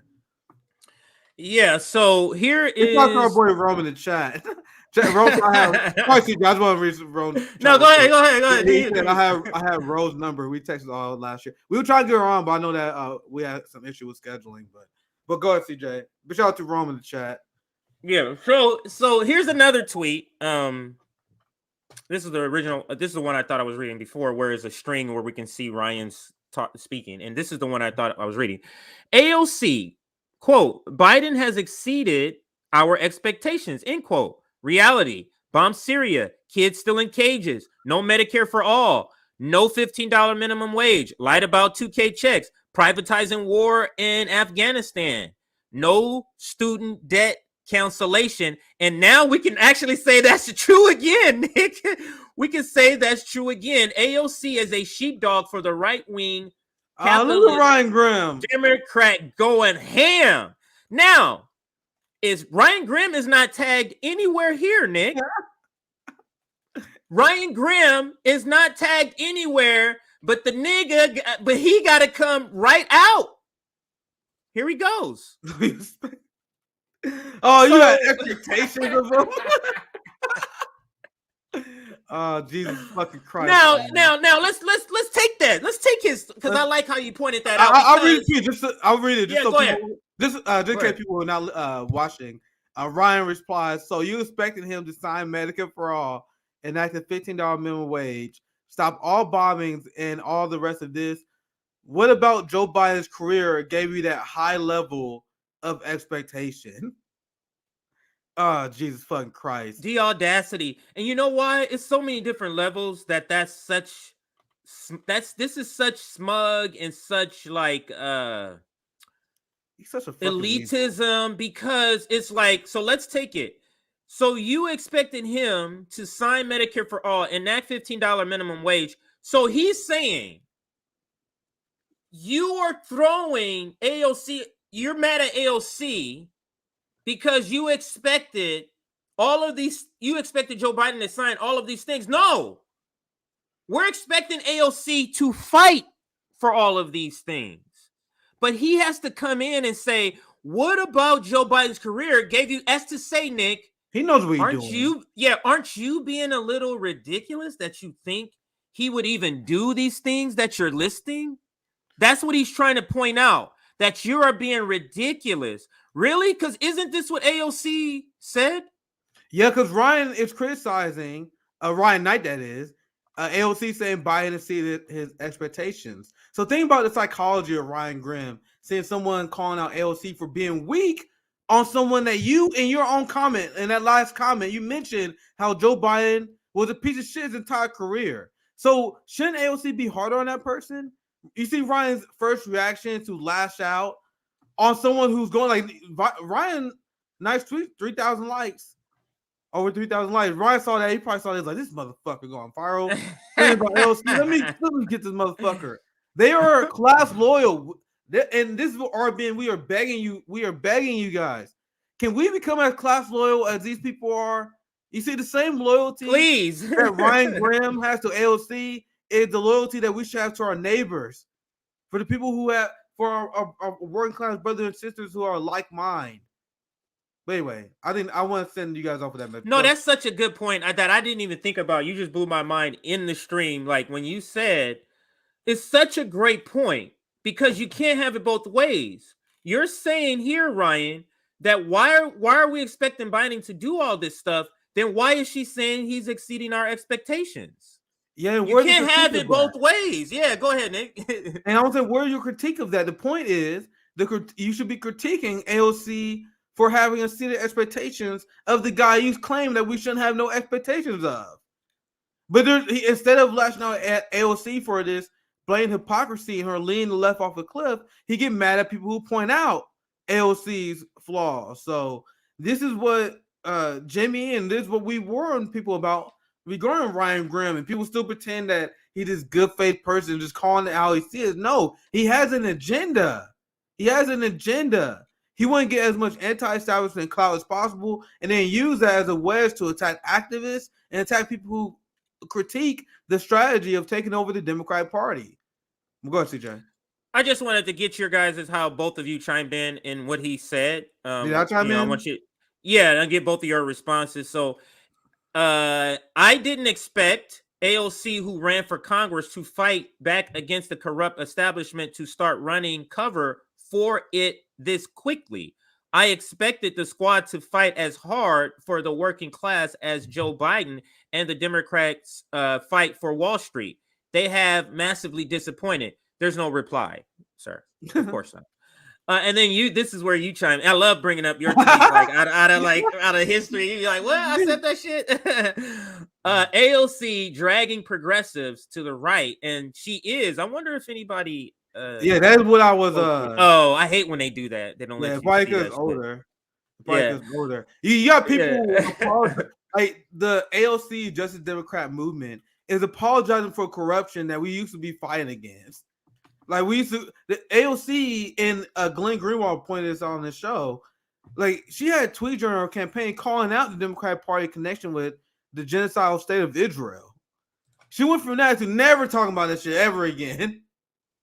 Like, and then they look at us like we're crazy. Like I see, like you guys been dragged to the right by defending the party that you used to harshly criticize. AOC went from saying that Joe Biden and her shouldn't be in the same party. Now she's saying that he exceeded expectations. Pramila Jayapal giving him an A. You guys are not dragging the Democratic Party to the left. They dragged you guys to the right. You guys are voting for military spending packages. You guys are praising frackers and capitalists who expanded ICE. AOC under Donald Trump was tweeting abolish ICE every week. Hashtag abolish ICE every fucking week when Donald Trump was president. Joe Biden president, not a goddamn peep about Biden administration abuse of DHS. You guys know, and I reported on this a while ago, there was migrants under ICE detention camps that was going on hunger strike during the Biden administration, and they were going on hunger strike because the treatment was so bad, and the DHS and ICE officials wasn't giving them medicine, and it was exposing them to COVID-19. So they went on hunger strike, and that happened under Joe Biden. Where's AOC at the border crying about this? So you guys didn't drag the party to the left. The Democratic Party dragged you guys to the right, and that's what my comment was referring to. Go ahead, CJ. And Ryan's reporting on AOC and progressives, how are we to take that? There's reporting. Literally, think about it, Nick. This guy, like, let's say you didn't know Ryan, but you saw this person. Oh, this guy obviously likes AOC. This is what you would think. If somebody is in our audience right now who has no idea Ryan, no idea AOC, and you're just looking at us pointing out how he's bringing up the tweets, you're going to go, he's just, yeah, this person obviously like him. And then I turn around and said, that's a journalist. What do you think he's going to write about AOC or the progressives? Do you really believe people, a human can now turn around and pivot to be unbiased to this group of people? Do you really believe that? So look at this fucking tweet. He said a lot of people in these replies had unreasonably high expectations of Democrats. Right, I didn't vote Democrat because I didn't have any expectation. And this is why it's so important what we do, exposing people like AOC as the frauds they are, because we have no expectation of Democrats. So we have to explain to people that wasting time propping up AOC and the Justice Democrats is a waste of working class resources, time. That is why it's worth calling out AOC, because of our expectations for the Democratic Party so low. Our expectations for the Democratic Party so low, we know that even if AOC was working in good faith, which she is not, the project will still be doomed to failure. You guys will still be dragged to the right. That is why we are post-partisan. That is why we post-duopoly. Because we have no expectations of the Democratic Party. But he try to have it the other way around, where he try to say the people who criticize Democrats are the people who have expectations of the Democratic Party. Now, CJ, what's the question we always ask on this show? Who does this ideology serve? Who does it serve? What does it benefit? Exactly, the ruling class. Everything this motherfucker projects out there in the ethosphere benefits the ruling class. We criticize the Democrats so people can have the low expectation of the Democratic Party that we do. He trying to pretend that if you criticize Democrats, that's because we have too much expectation. To these people, sky is red, up is down, love is hate, war is peace. They literally gaslight people to death. This is gaslighting to death. And it's unbelievable that people think this guy is good faith, because Ryan is a smart guy. I think even if we hate him, he educated, he thinks a lot, right? Now he uses his intellect. He thinks a lot. He uses his intellect. He thinks a lot. He uses his intellect. Dude, you know, this motherfucker sits on sick all the goddamn time. So he's pretty damn smart. He's pretty damn smart on his fucking thinking. So he uses intelligence to try to trick the workers who he believes dumb. Because when he does that shit where he try to convince people that the squad and the Democratic Party are pro-worker by breaking the rail strike, that's him not believing that. That's him saying, I think you're so dumb, I'm going to use my superior intellect to trick you into believing some stupid shit that I know your dumb ass will believe. That's why that is literally he tried to do. That's literally what he tried to do. You guys are some dumb workers. I'm the Washington bureau chief of the fucking Intercept, so I'm smarter, you're dumber, and this is the gospel as by a journalist, and which he's to me. I mean, I don't want to speak on that. Let's read some of the replies. So in reply to this, a lot of people in these replies have unreasonably high expectations of Democrats. Why is it a journalist's job to literally make that point, Nick? You know how he says, oh, it's not my role? How come it's never his role when it comes to this part? How is this a journalist's role, Nick? But it's his role to not be in it when it comes to critiquing AOC. Anytime we point out great points, and then we say, answer that question, well, it's not my role. Yeah. Let's read some replies. Ryan, and this is Brant is tired of emoji handles. Ryan, I really am in good faith asking what your angle on this is, because everybody's saying, like, why the fuck are you even chiming in, sir? You're directly targeted by you've directly targeted both MPP and the Green Party just in the past 6 months. You're saying here we had too high expectation of Democrats, but you attacked FT forced to vote and strategies to oppose the Democrats. Then then this person goes on, I don't want to say she. So please tell me, what were your expectations? What do you suggest? What in all reality is your strategy? Because I'm trying to think the best of your input. This person is trying to give Ryan the benefit of the doubt of not. This person is saying, I'm trying to give you the benefit of doubt that you're not here just to shield for these people. But I really can't find fault in people who think you're acting in bad faith as targeted opposition based on your actions. So this person is literally trying to say, I'm trying to give you the benefit of the doubt, Ryan, that you're not what people are saying, Ryan. So explain to me, what are you? And he answers the question. That's why I'm reading this specific tweet, because he does answer the question. And I mean, he does reply. So this is his reply here.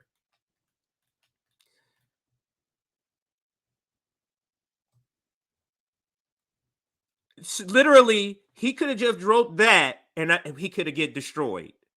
Just off of that.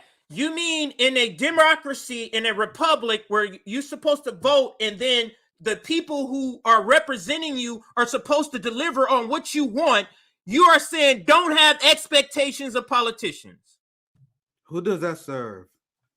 Who does that serve? Who? Like, I'm starting to get upset, Nick, because people who aren't who aren't reaping the benefits of fossil fuel profits and all this type of shit, why are you doing this? Why are you being such a shield for the ruling class and their minions? Why are you doing this? It's really infuriating because you aren't benefiting the way they are. So why are you willing to throw your life, your career for this? It's truly disgusting. And also, on top of that, considering Ryan comes from poverty, he said when he was on the show. Vastly different how he lives now, he said. So that to me makes it worse that you even came from these more impoverished communities, working class communities, and now you're keeping those communities exactly where they are. Imagine if somebody kept you fucking bitch where you were. It's completely infuriating, Nick. Yeah, what's that, CJ? Yeah, let me finish this shit, man. It is infuriating. They're not in it for you. They have to be forced to do everything, and it has to be in their interest. What thing that they would do for us, Nick, that is in the interest of politicians? This is mumbo jumbo, Nick. This is mumbo jumbo. What the fuck does that even mean? They have to be forced to do everything, and it has to be in their interest. Don't sit back and hope others fight for you. Fight for yourself and keep pushing them. You want to chime in before I go through from this shit, man? This is yeah, there's just more evidence. depressing. It's depressing. It's depressing. I'm truly don't understand people who don't see it through his acts. I just wish we was I want the working class to be as loyal to each other as these people are as class loyal to the people that have access to, right? So independent media on the left was supposed to counter access corporate media journalism. We substitute that with Majority Report, who weak on the squad because they get interviewed with Ilhan Omar. We got Ryan Grimm and these people who do active asset journalism right in front of our face. Like that's not how we roll, and I think that's what the working class got to fight against. But go ahead, CJ. Do you really think Ryan Graham is all for general strikes like he says here in this tweet, Nick? We can, because now we have the benefit of time, Nick. April 25th, I'm all for general strike. What is he out doing now for AOC and the squad?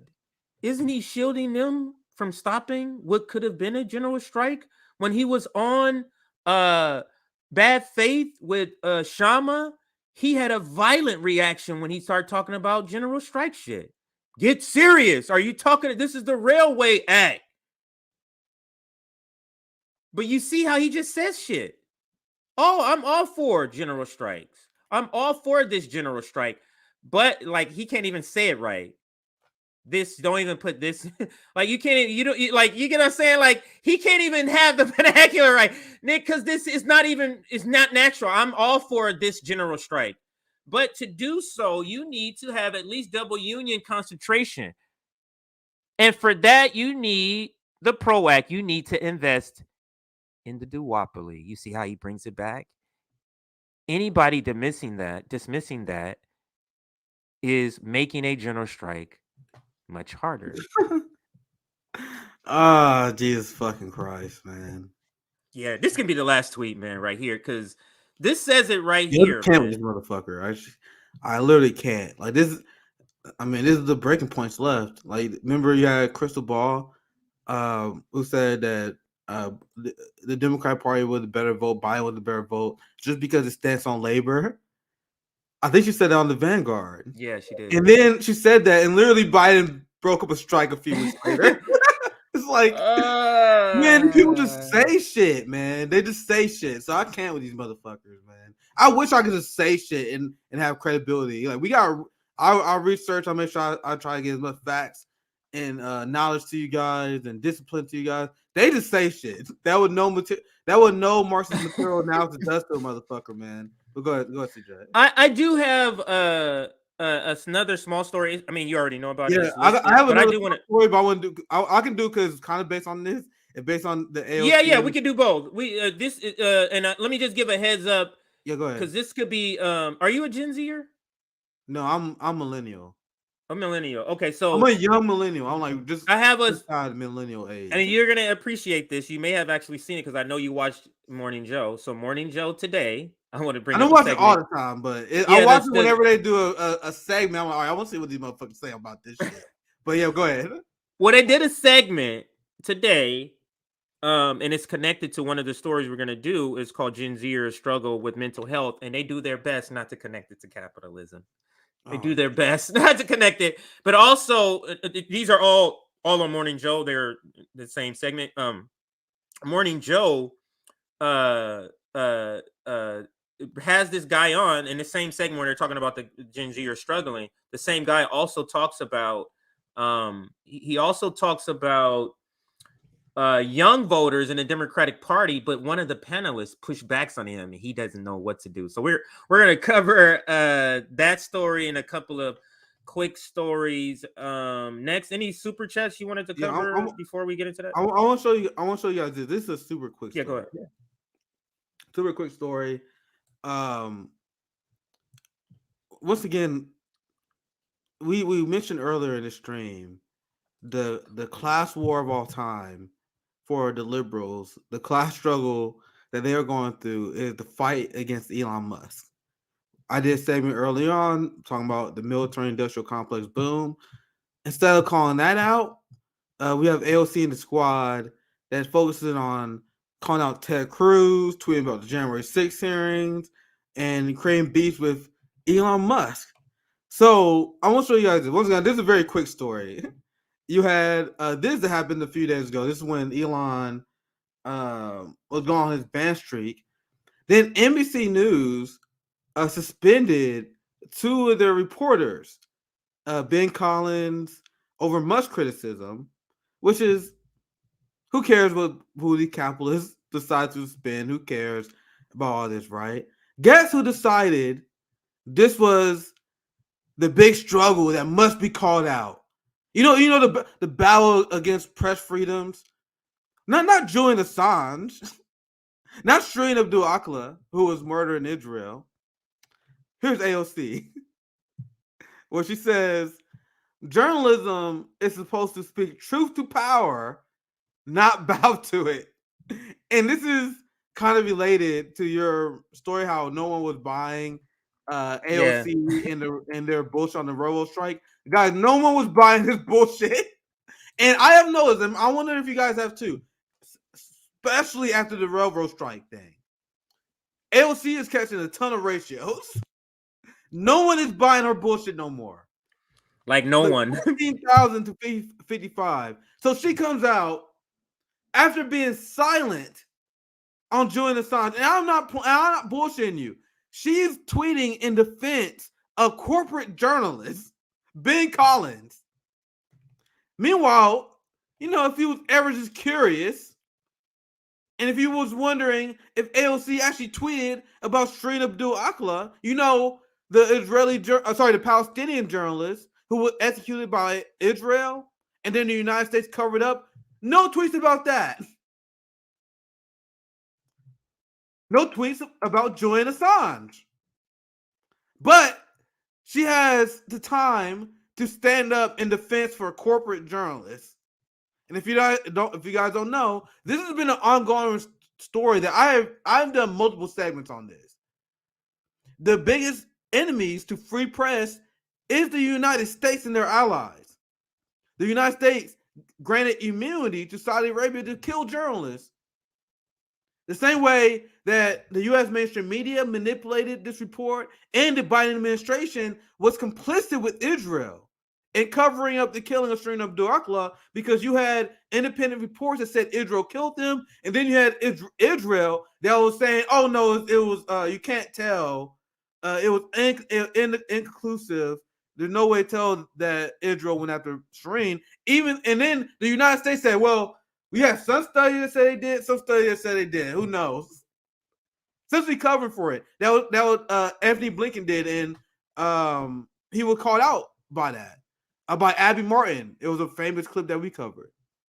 So AOC, no tweets about Shireen Abdul-Akleh, no tweets about Julian Assange, in a time where the New York Times and the Guardian is calling for Julian Assange to be free. AOC had no time for that. She had time to cover for a corporate journalist, Ben Collins. I'll just read a tweet from Misty, because once again, this is a short segment. And Misty, about 2K likes there. And she says, and yet you remain silent on the continued persecution of the world's most consequential journalist, Julian Assange. So that's one of the many people that were calling her out. And guys, do you think AOC does not see this? Like almost every single reply in my radical ass algorithm, I admit, was like, okay, what about Julian Assange, AOC?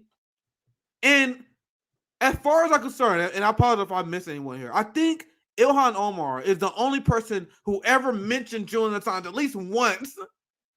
Like not like a cause of her, she mentioned him before. But AOC she just happened to say his name. You see other people calling her out for not tweeting about Shereen Abdul-Qadir and Assange. And I'm asking you guys, if you think AOC is good faith, ask yourself, why is this the case? Why? This is why I was replying in the thread. You stay silent on Julian Assange, but you found the bravery to speak on behalf of corporate journalists. They will stand up for the journalists banned by Elon Musk on Twitter, but the U.S. government going after a Australian journalist for exposing U.S. war crimes. No one gives a shit. Anyway, CJ, any thoughts on that, and then we can wrap up on that.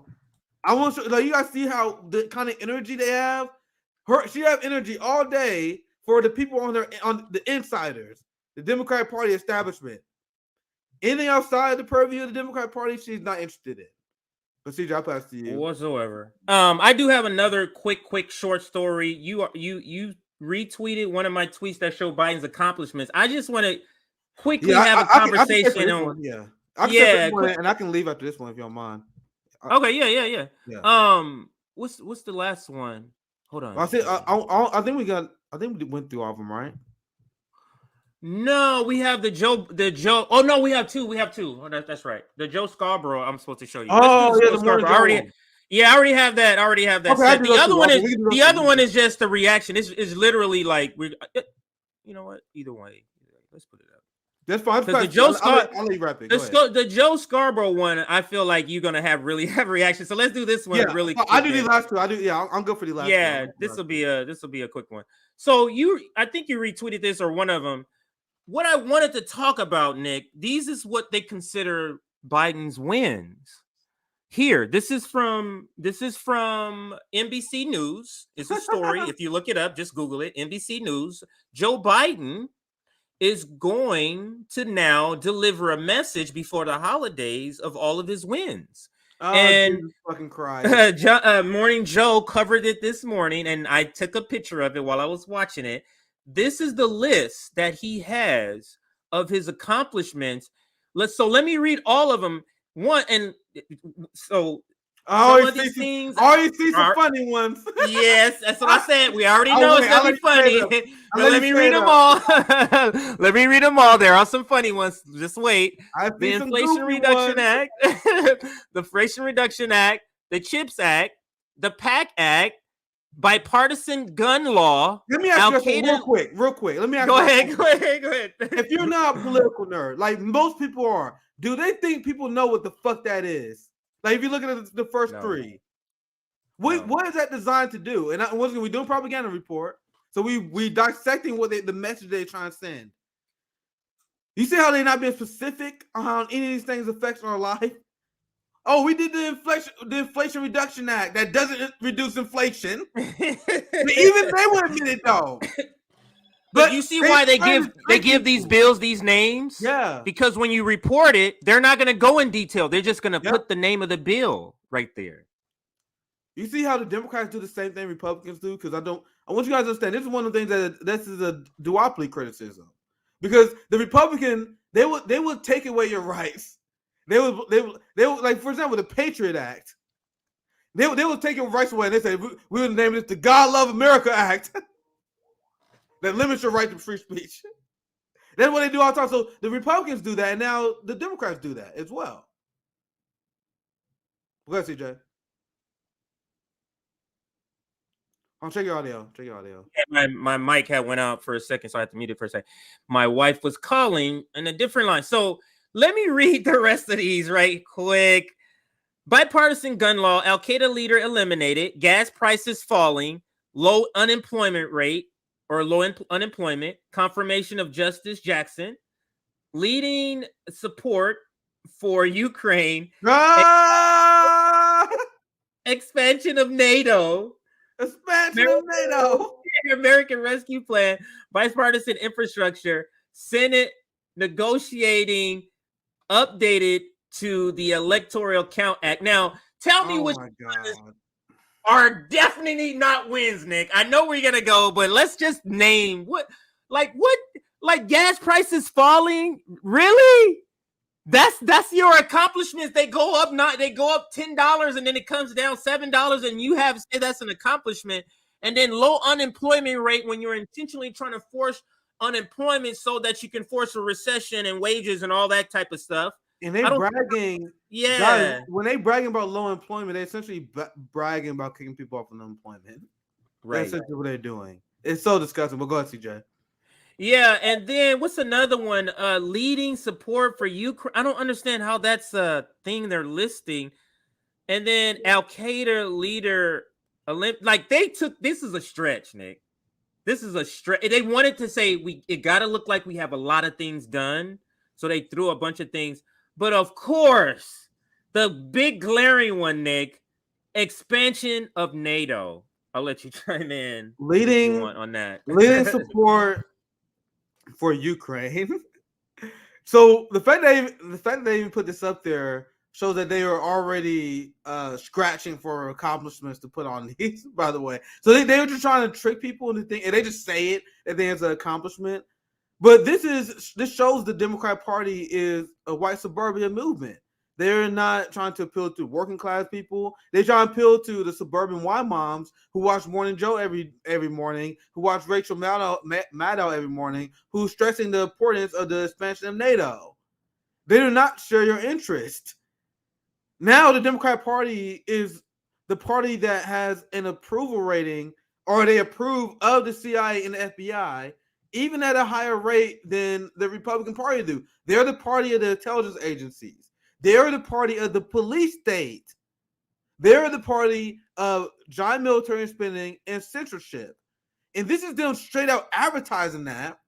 And that's why Joe Biden Democrats, they laugh at the Sunrise Movement.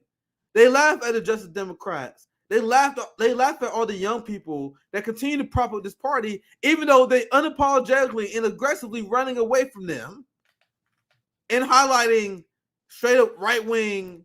Like, how does the expansion of NATO, how does that serve you? How does that serve your family? That serves them because they get paid off by the military industrial complex and the NATO goons. It's unbelievable how the two-party duopoly in general is able to get people to cheer for shit that has not only no impact on their life, but it has a net negative. Because the military industrial complex and NATO is siphoning our wealth and resources. But CJ, there's so much to say about that. It's so crazy. Yeah. Like, the NATO left, Vosh and the NATO left, they're seeing this list and they said, this is why I'm a buy and narco buying this. We're gonna achieve socialism through NATO. Do you think Emma's gonna tweet out just like she tweeted out about Biden being the climate president? Do you gonna say if you love NATO, like if you think she'll tweet Biden is the NATO president? They really progressives are gonna cheer 5 years from now on the trajectory of progressives. 5 years from now, Emma would be tweeting, if you're for NATO, Biden, vote for Biden. He's the NATO president. People like Emma, they view supporting NATO as what it means to be on the left. They view people who criticize NATO, they're like, oh my God, look at these horseshoe theory RBN people. They're pushing right-wing conspiracy theories against NATO. That's what these people really believe now. That is the NATO left. The NATO left will see that. And once again, these people are not significant. Very small percentage, because I always want to put this in context. 50% of the people in this country do not vote. So why do you guys think that is?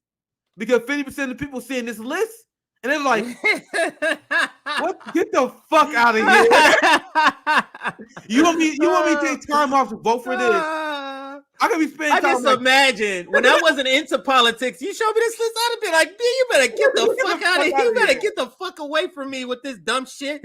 Yeah, like, so could you imagine? Go ahead. I'll pass right to you, TJ. But I want to add, that's why we clown the NATO left and we called them out as the traitors they are, because I want to put this in context. This is only working on a very, very small percentage of the population. Yeah.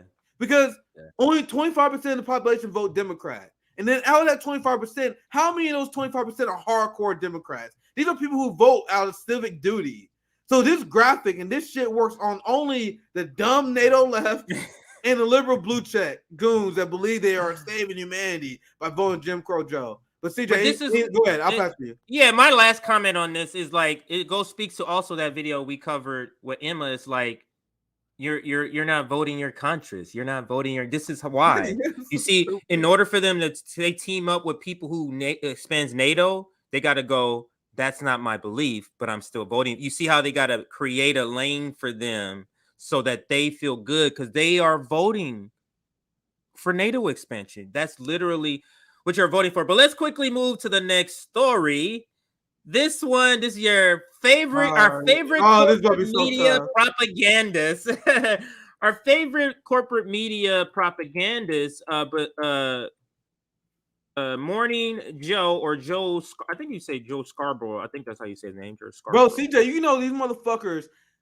Joe Scarborough, he still does pro Eric Adams propaganda to this day, dude. He loves him some Eric Adams. Eric Adams has a 29% approval rating. Yeah. I'm not gonna get too off, but I watched a segment. I was thinking about doing it, but it was one of the segments we didn't have time for, so I eventually cut it.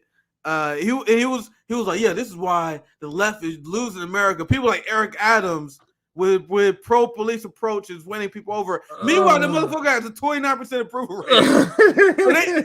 This dude is invested, and he got the boomers. That sounds like Morning Joe. That sounds like Morning Joe. The boomers who watch the show have no idea what's going on in this world right now. You know how people who watch news who are less informed than people who don't watch it.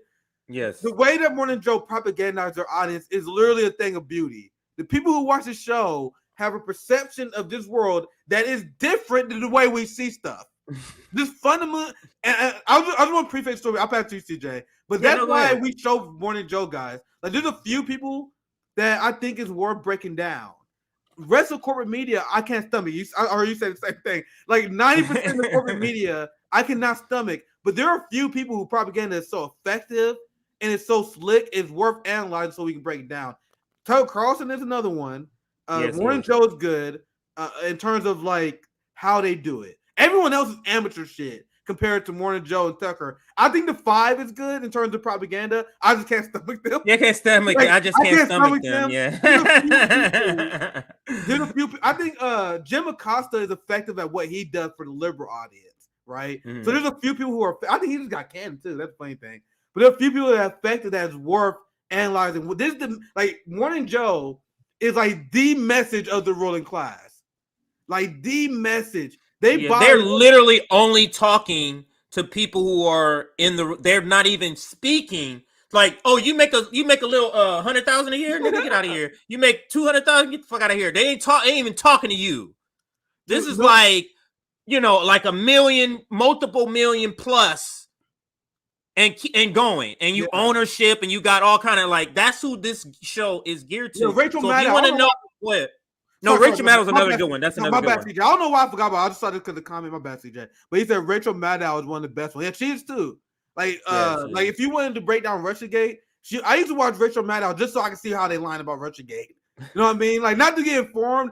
If you want to know how they are spinning that story, she was the motherfucker to go to. I will watch these Russiagate segments with Rachel Maddow, and I'm like, dude, holy shit. Liberals are losing their fucking mind. Like, anyway, sorry, CJ. I don't want to interrupt the segment. Go ahead, pass to you. No, that's our style. Because some people says that when I interrupt you or you interrupt me. It's in the comments right now. I was going to put it up earlier. Yeah, you have our style. This is our style. Yeah, this is our style of speaking. And it's going to appear that way. This is how we want. There's never any dead space here because we're always ready to go, but be prepared to listen. This is Morning Joe. This is our last segment of the stream. But whether it's TikTok or other venues, what are you seeing in terms of your poll numbers, in terms of the appetite for young voters to be politically involved, to stay politically involved, and potentially be part of the Biden team in 24? Well, Jonathan, we saw just a tremendous outpouring of support, I think, among the progressive wing of this generation, this last election. We recently are publishing a very, very large post-election survey where we see that overall, like 1 in 3 young Americans voted, but that's not the right way to look at this, I think, in the midterms.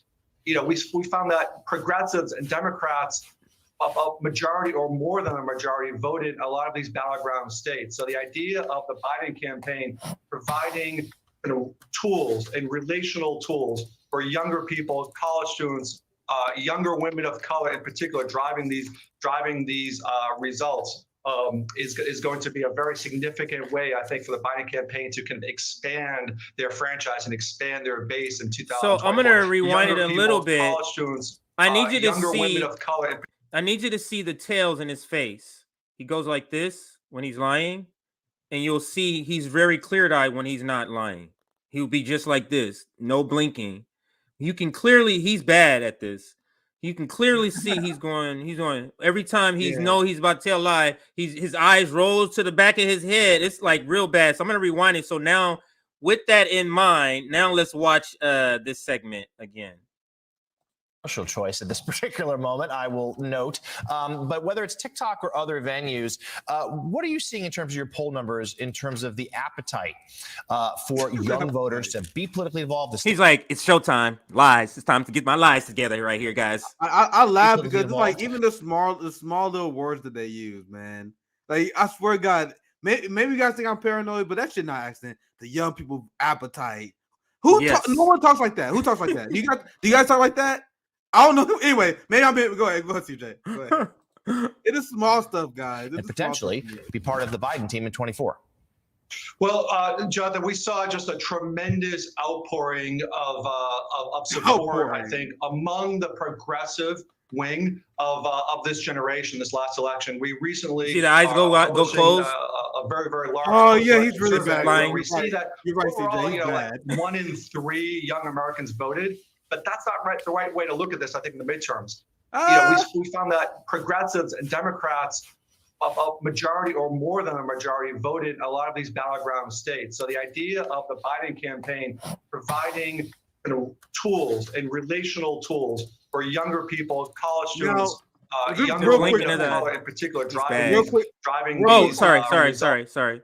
Just real quick point, because remember, I want you guys to realize they're not really talking to us in this segment. I always got to point this out.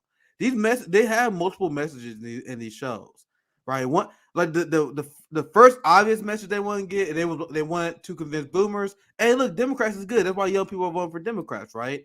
But the message they're really conveying to each other is that, hey, look at all these progressives that we tricked to vote for the Democratic Party. So this is I've seen them do these segments all the time. This is essentially the ruling class bragging to themselves. The job of MSNBC is to get people to vote Democrat. So they run this segment, essentially patting themselves on the back, because they were like, look at all the young people that we convinced to vote for this party that don't give a fuck about them. You saw that tweet by Sunrise, right? Even the people who are more reformists are starting to realize that, right? So this segment is also them affirming that to each other. Propaganda is working to continue to drive young people to the party.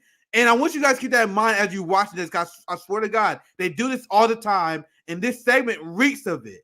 But rewind like 10 seconds. That is such a great point, that because what they do after the midterms, young voters came out in droves. Look at this. What they're saying is, all that money all of you guys paid for to get all of our research and all the all the people who live in the political industrial complex of policy making, polls and all this stuff.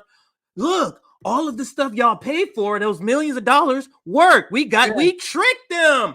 We tricked them. Look how they came out and voted. Look how we told them student loan debt was going to be canceled when we knew that was a fucking joke. Yeah. Look at you get what I'm saying? They knew all this stuff. Look how we convinced people that the Inflation Reduction Act was actually a climate bill when it's a fucking joke. That's what they're doing. I never looked at it that way. Great point, Nick. Yeah, they're selling their own work. They're selling their own work to each other. We'll go CJ. I just want to put this comment up because it's a good reply. This guy, Tim MC, said people are becoming more and more disillusioned about elections. the opposite of what the MSNBC do is saying. Right. Absolutely. But go ahead, CJ. That's the you live in a real world. That's the problem. That's the problem with this. Results. Yeah, that's RBN viewers is going to be a very significant way, I think, for the Biden campaign to kind of expand their franchise and expand their base in 2024. It's not just about digital advertising. Those tools, which don't have advertising in large part, provide younger people an opportunity to share in their own way the story of their values, the story of the Biden administration to their friends and family members. John, this is so interesting because actually, if you look at the Now, he's like pure propaganda for us. But go ahead, CJ. Now you tell me if that couldn't be that same exact sentence, what he said, all of what he said, couldn't be him giving a presentation to donors. That could have been the same exact thing he just said. Look what we did with all your money. Now, this is where. Now, she's from another country because you can hear it in her accent. So maybe that's why she didn't understand why maybe, I shouldn't have inserted this question, but she kind of pushes back and it throws him off. You can see in his response. So listen to this.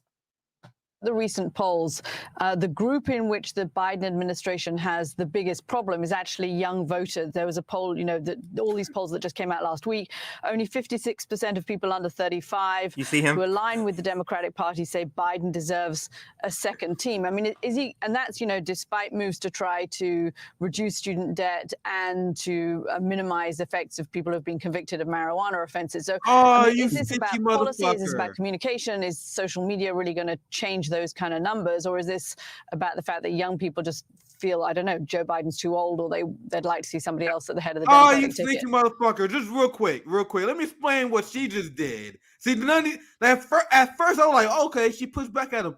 Even her pushback is propaganda, because look at what she brought up. She said, young people don't like Joe Biden, despite the fact that Joe Biden worked on student loan debt.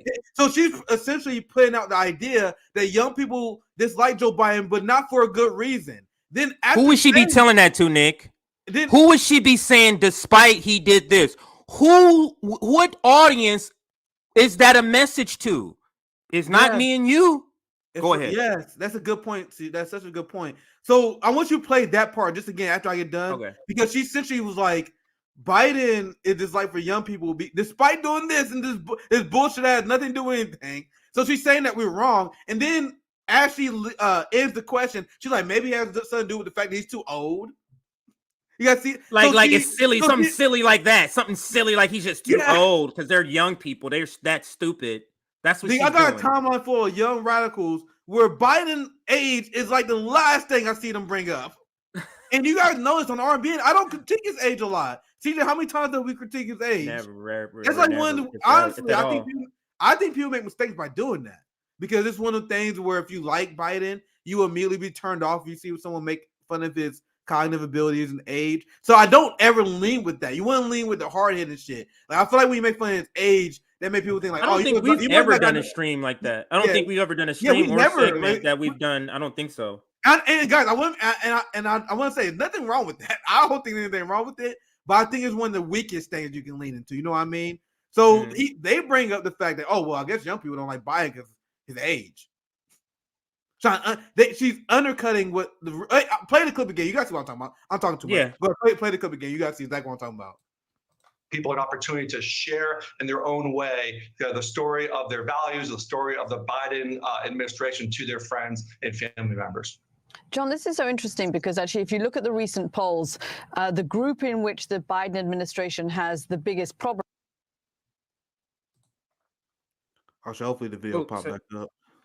Yeah, it's actually my DVR. This is actually our TV service on here. So I know why I did that. It's going to play now. All these polls that just came out last week, only 56% of people under 35 who align with the Democratic Party say Biden deserves a second team. I mean, is he? And that's, despite moves to try to reduce student debt and to minimize effects of people who have been convicted of marijuana. You see how she immediately went to defend Biden's record against the radical, dumb young people? So even in the pushback, she still had to sprinkle propaganda. But go ahead. I made a point, but go ahead and play the video. Just imagine who these two people are talking to. Imagine she's the one in the boardroom who's coming up and she's like, oh, well, I have questions. I'm seeing these numbers here and they're not matching up. And he's the one who's trying to pitch something. That's the feeling I get. And let's listen to his response.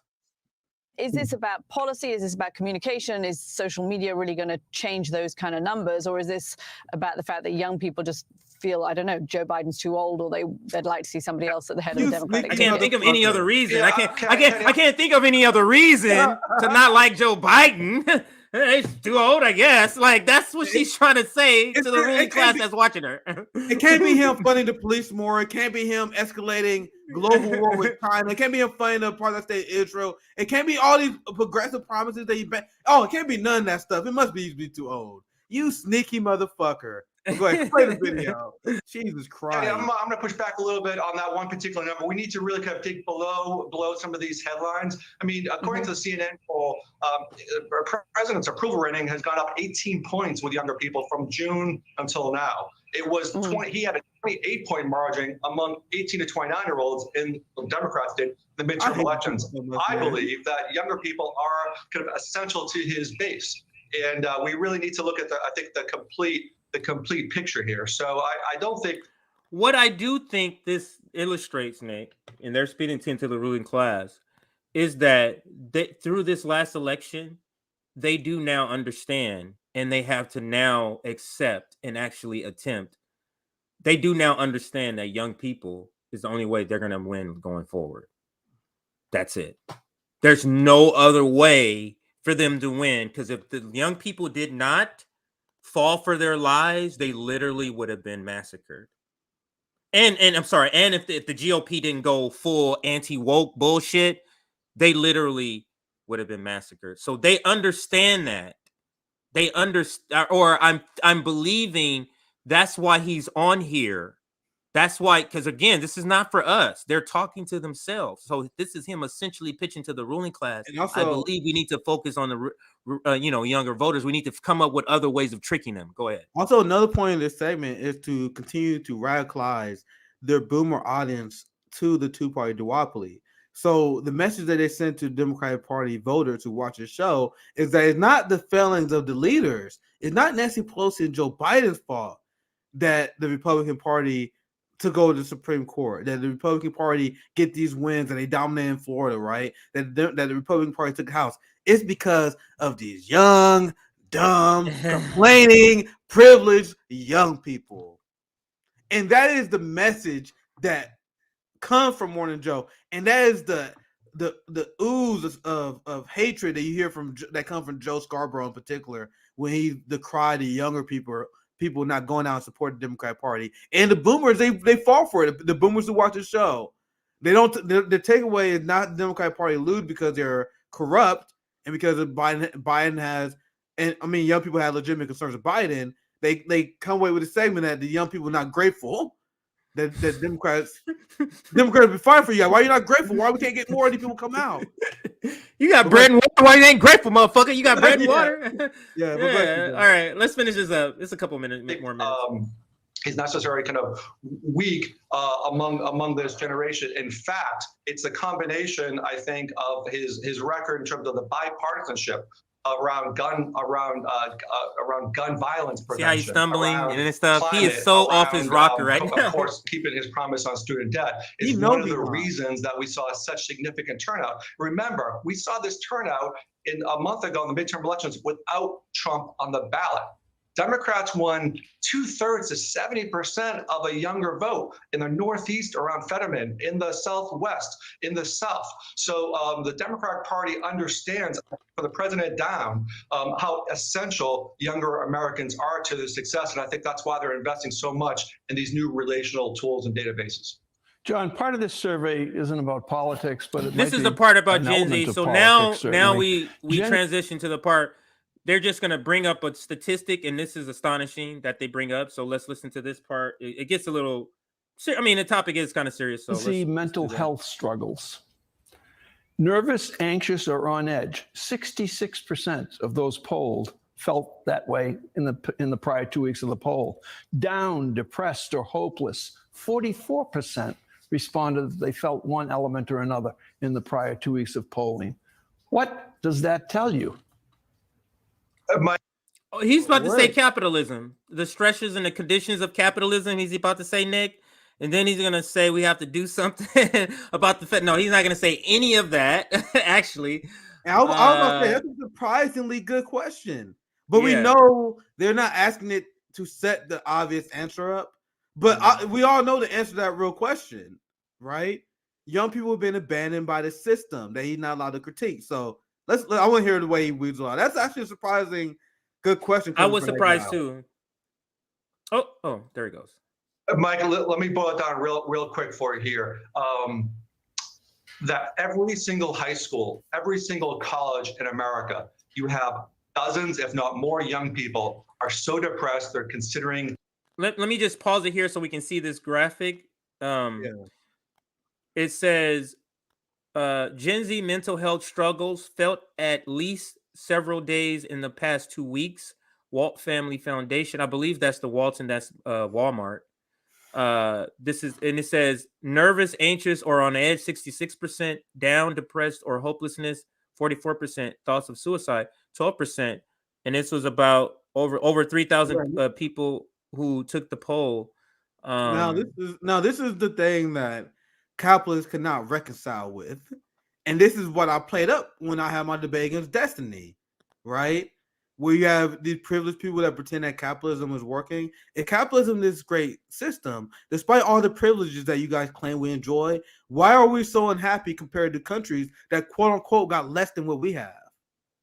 Like obviously the workers are suffering. People are suffering under this system, and that leads to the poverty of despair. And now they try to come up with 1,000 reasons. And the right wing, they do this thing where they blame lockdowns, even though we really didn't have lockdowns, and that been a long time ago. Like this has been a trend. A lot of people have been trying to find a lot of different reasons what this is, but this is a reflection of our society, the poverty of despair, the lack of culture, the way that capitalism just utterly destroyed people's ability to live a wholesome life, even if you think you live one.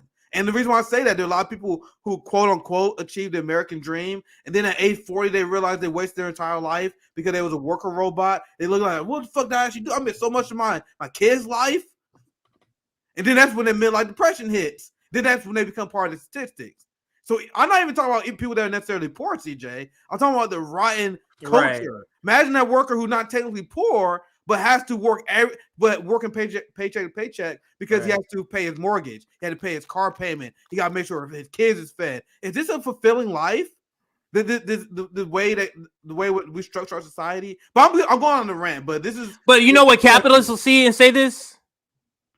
The capitalists look at this and go, they're not going to go, you know what? Yeah. Let's increase. Let's give them health care. Let's make sure the bulk up mental health services. You know what they go? Increase police funding. Because we're going to have some problems here. Exactly. Police fundings and police military funding, because these guys are not going to put up with this shit much longer.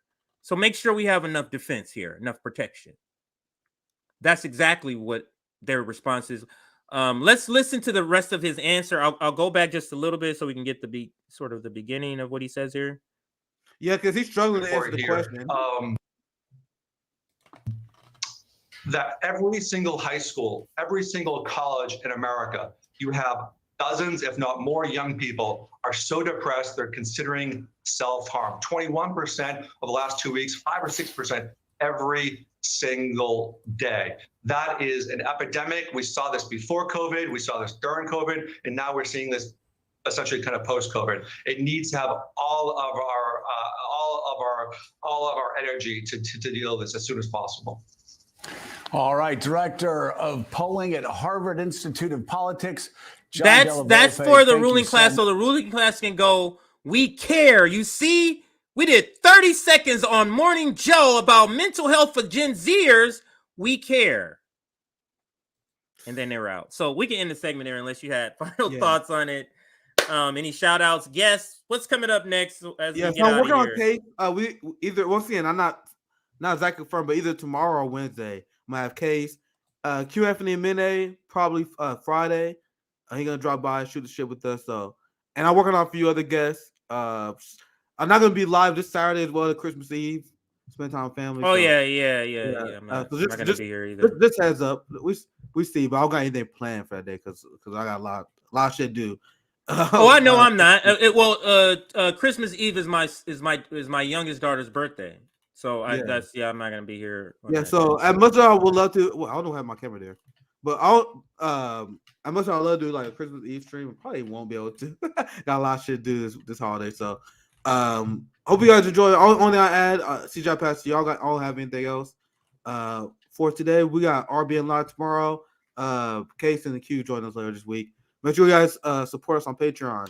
If you enjoy these streams, I got a link in the description. That's all I have, CJ. Pass to you.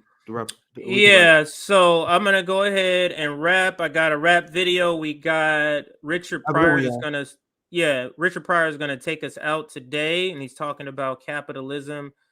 This is Richard Pryor on capitalism, or he's asked. I don't know if he expected the question, so maybe he was kind of thrown off.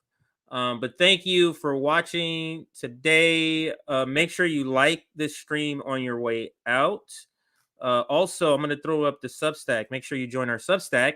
If you're watching this on replay or you just got here, like literally just got here and we're about to end, you wish you were here earlier, join our Substack. We send out notifications 45 minutes to an hour for our live streams. Actually, today was more like 2 hours. And then for clips, it's more like 15 minutes to 30 minutes. We send out a notification. But we're at 520 likes, I think. So we can do a couple more. That'll be great. Outside of that, thank you for watching. This is RBN, Nick and CJ signing off. I'm not that easily offended. Like, I'm not coming from a spot where Richard Pryor is going to offend me. I think you have humor that makes us see a lot of the truth and laugh at things we wouldn't normally laugh at. I think that's part of what you're doing.